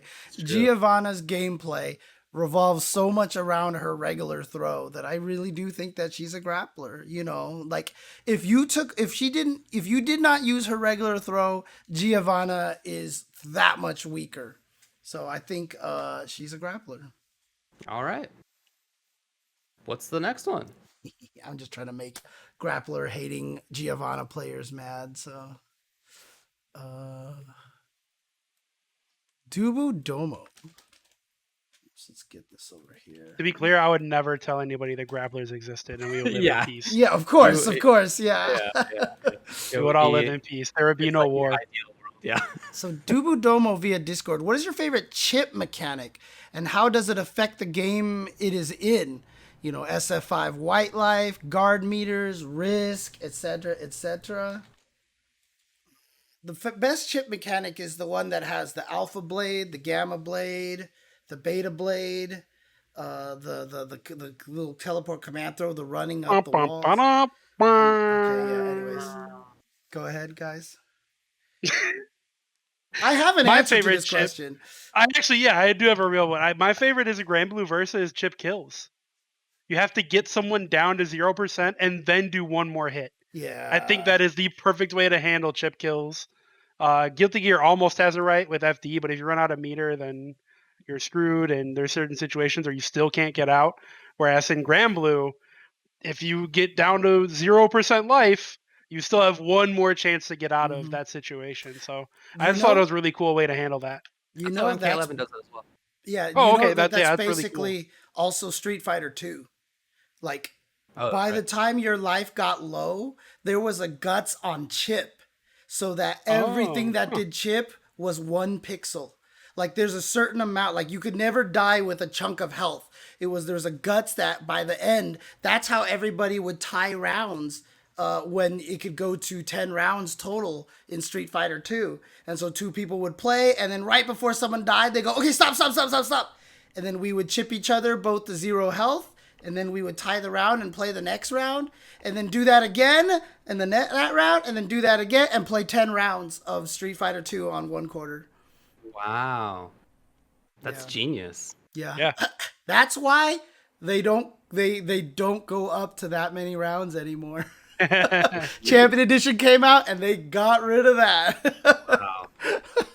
They nerfed your meta. I really like SF5's White Life. When a game first came out, I liked it, but I also thought it wasn't great. But since they've changed things over the last several years, I really like it now. I think it's like a really, really good place of just like making pressure scary and not in a way like I like Risk for Guilty Gear Strive. It's just like, well, then you actually die sometimes, like, which is maybe a little bit too much. You actually die, and that's it. Whereas in SF5, that's usually not the case. But I like that SF5 makes it so that it feels like pressuring is worth it. Pressing buttons is worth it. I mean, for me, it's my favorite, but also because of the way the game plays and how it falls into the system. But probably Vampire Savior might be one of my most favorite ones. I mean, it's not really a chip system, I guess you could call it, but the way that the White Life works, very similarly to the Gray Health, but it's literally so fast. Yeah, literally 50% of all damage you take in that game is converted to white health. And so you can gain back. You could basically have like 3 total bars of life, like if you recover everything that you've ever taken damage off of. And I think that's really cool, like the way, especially by the speed of the game, but it promotes you to be offensive without creating a guard meter kind of thing. It does a really, really neat job of how it affects the gameplay in there. And then, chip damage is also chip damage. I don't remember if that gets half and halved or not. I'll have to double check on that one, but I really do like the White Life mechanic in that game. So cool. Okay. All right, let's move on. Also, let's go pretty fast because we still have a bunch left and it's getting late. Okay, so no problem. Let's make these questions quick. Make these answers quick. Did I via Discord? What is your preferred mechanic to solve draw round in fighting games? Kidding. Round each in Street Fighter 4. Round only to the loser in Guilty Gear. Judges ruling in Street Fighter 3. Sudden death in Smash. Transition to an entirely different game in Dino Rex. Okay, judges ruling is ass. Yeah, transition to an entirely different game is hilarious. By the way, I saw that tweet and that's amazing. Yeah. So. The answer is I actually like the way Guilty Gear does it. I prefer the both players kind of get around, but if it's at the end, then it just maxes out. However, that's also with the caveat that the max rounds is 4 rounds, not 3 rounds. Because I feel like that kind of makes sense in that environment because, you know, it's less likely to happen that you get the free round basically in that way, and almost kind of impossible. I think that's why it worked in those older games when it was max 4 rounds, that you would be one and then down, and then you would basically both how did it work? It's like you get a double KO and then I don't think anybody got around. That's what it was. Yeah, actually nobody gets used around. To be like that. Yeah, nobody gets around, and then if you double KO twice, everybody's maxed out at 1 round, final round, basically, is what it was. So yeah, I like it better if nobody gets around, essentially, and then there's 4 rounds max. Either both players lose a round or both players nothing happens. Right. Correct. I think whatever happens has to be even. That's all. Mm-hmm. Yeah. Totally agree with that. Yeah. Okay. All right. I have to be faster on this here. Yes, Sorry. you do. I was going to call you out, but then you started, coming in for a landing. So yeah, basically I was saying it myself. Tabby Nat on Twitter asks, which fighting game series has the best waifus and husbandos? Fighting game series? I'm going to say Marvel versus Capcom. Second place, Mortal Kombat. Mortal Kombat. Yeah, sure, man. Third place, One Must Fall, 2097. Yeah, yeah, sure. Guilty Gear. Street Fighter and Guilty Gear. Yeah, all of I couldn't care less. You just about don't care husbandos at and all. waifus. Yeah, I don't give a shit. Guilty Gear is clearly the one with the best husbandos. It's Guilty Gear is waifus, clearly dude. the winner. Dude, Johnny, freaking Angie, dude. I mean, come on, dude. Those like husbandos and then Biken. I mean, the way that they made Milia look in this game. I mean, geez, like, come on. TMNT Tournament Fighters. That Armagon. Ooh. All right, Fat Cat asks, if you all had popsicles made of you, what flavor would you be? Cannabis. For sure. No one's going to want to lick it, but that's the truth. Oh, wow. I would be pistachio. I love nuts. Every time I eat ice cream or anything like that, it's got to be nut flavored. It's got to have some nuts in it. It's got to be nuts. It's got to be pistachio. It's got to be pecan, something like that. I would be a salt flavored popsicle. Yeah. It's a good one. All right. Gross. Sounds horrible, but there you go. Oh, man. Phil David's Rufio. the only one that's somewhat edible. Phil Rufio asks, which character have you hated playing against most? Makoto. Okay, I don't even think that's like the worst matchup that I've played, but Makoto in Third Strike and Makoto in SF4. That's the character that I've hated the most. I don't like salty licorice, but if I'm going to be flavored anything, I'm going to be salt. That's just what I'm saying. So Season 2 GT Goku in Dragon Ball Fighters. Oh, what a little rat monster. I mean, for me, like, I could say Honda and Super Turbo, but I already know that match, like, is just unwinnable. So, like, I can't really say that. And plus, I can use Ken against the character. I definitely have a lot of demons. Probably, maybe, like, even my experience of fighting against Eddie Gordo. Oh, God.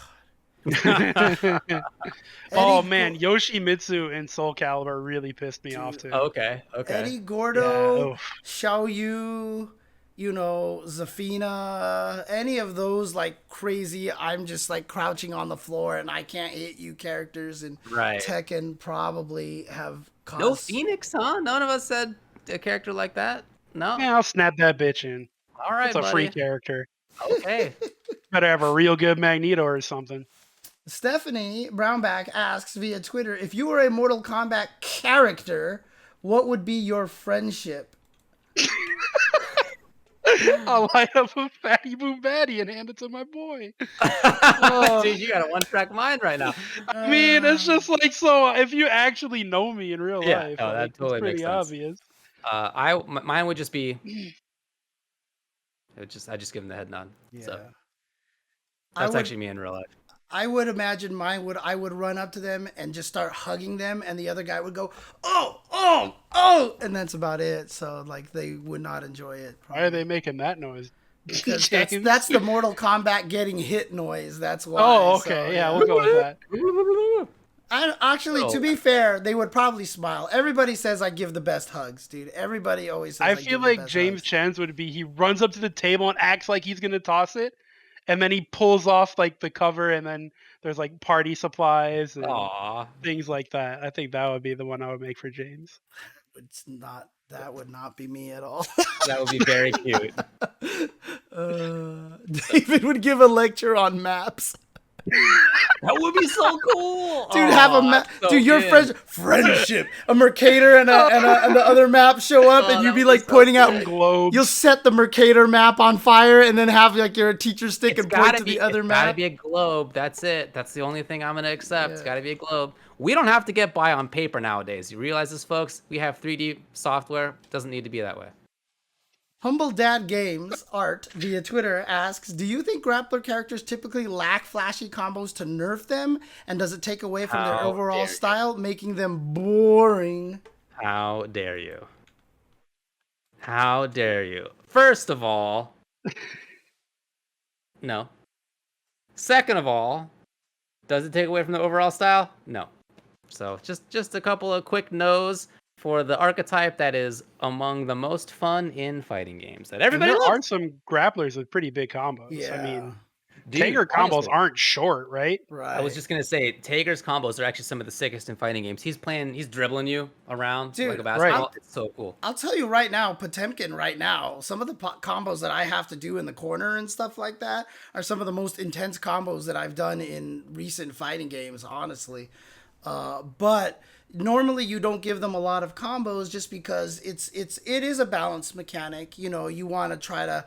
It just depends on the game that you're coming from, right? So like you don't want to give the same kind of benefit for landing a hit as you would a throw on a grappler, because that just makes it so that you're just dead. Like it's Q basically. You're making Q, not Q, G. You're making G. Yeah, You're making G. I'm sorry. I know what you meant. We're talking about a character in Q whose best punish outside of point blank range is like a fierce button. or Right, whatever. yeah. Nothing. No, because Smug was using the QG, so that's the one that's stuck in my head right now. But you're basically making G, and G is a terrifying character, and he's not true grappler.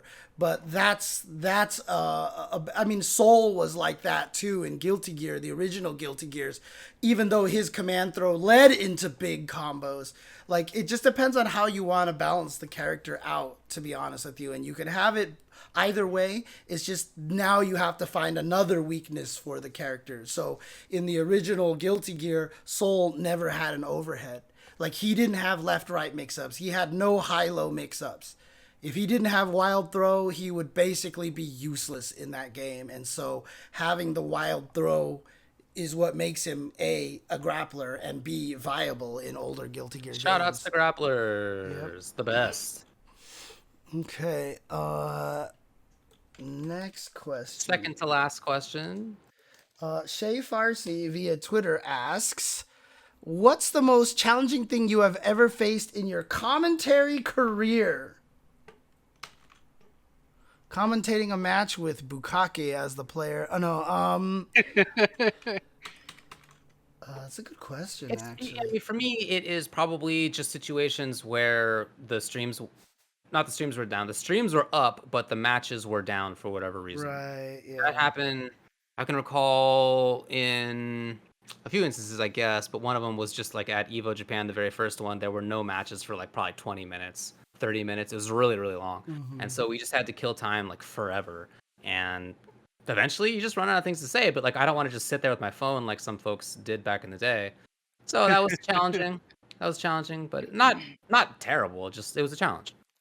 One of my biggest commentary challenges I just remember now was during the Street Fighter 25th anniversary tournament. We were in the Austin tournament. We were commentating Street Fighter Cross Tekken, and staying awake was probably one of the hardest things. We had been commentating for already probably 10 hours. Yeah. That And was the Capcom Cup one. That was the finals one. I just remember at the Austin one, I actually did the thing where I almost fell out of my chair, and Nidell looked at me and was like, "Really?" dude, James, is it your impression that this is the only time that's happened to No, you? no, not at all, not at all. That was the I'm wondering, worst. like, did you not experience those in the same way because you were asleep? But I could think of a lot. No. That was the worst one. That was the worst one by far. Right, That okay, was the yeah. worst one by far. So. Oh, man. I mean, there was one time I was commentating with Saiyan and during a match, and I just started talking about Justin Wong for absolutely no reason, and that would be something Justin Wong. What? And then I woke up and I was like, wait, what the hell? What the hell am I talking about? Yeah, and I good tried to job. figure out a way to spin it. And I was talking to Sejam afterwards. He was like, I was wondering where the hell that Justin Wong comment came from, dude. I was like, ugh. From your dreams. Yeah. Sweet dreaming about Justin. My commentary career said no problems, been smooth sailing, not a single issue the entire time. So I'm just the best. The best You're there is, was, and never will be. All right, next question. All right, last one. Again from Shay Farsi via Twitter. Imagine you have never interacted with the FGC and describe how different your life would look like today. Oh man, that's like a whole what if FGC edition. Like, man, I know that I would have ended up in esports for sure because that's where my life was headed. Anyways, I was already competing in games. It just wouldn't have been fighting games, and it probably would have looked a lot different. I doubt I would have gotten a commentary, for example. I probably would have ended up trying to be a player, and maybe that led me to being a team coach or something like that. But yeah, I almost for sure would have still ended up in esports, I think. I don't think that I would have. I think I would have been playing video games my whole life because I was already doing that. But I don't think that I would have. I mean, me getting into commentary is so happenstance anyway. Like, it was not a plan at all, obviously.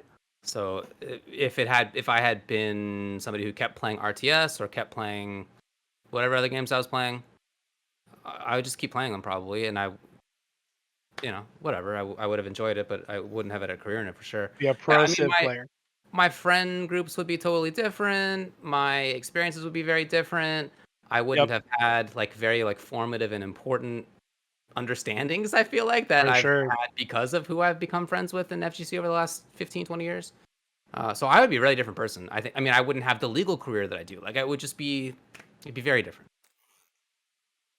I would probably, have a loving wife at this point and some kids. Buddy, I would probably have a job that, I'm actually feel comfortable and secure in. So I would probably be extremely happy right now, as opposed to what I am at this point. You'd still make all of those things happen, James. I know. You're the only one stopping you, bud. Yeah.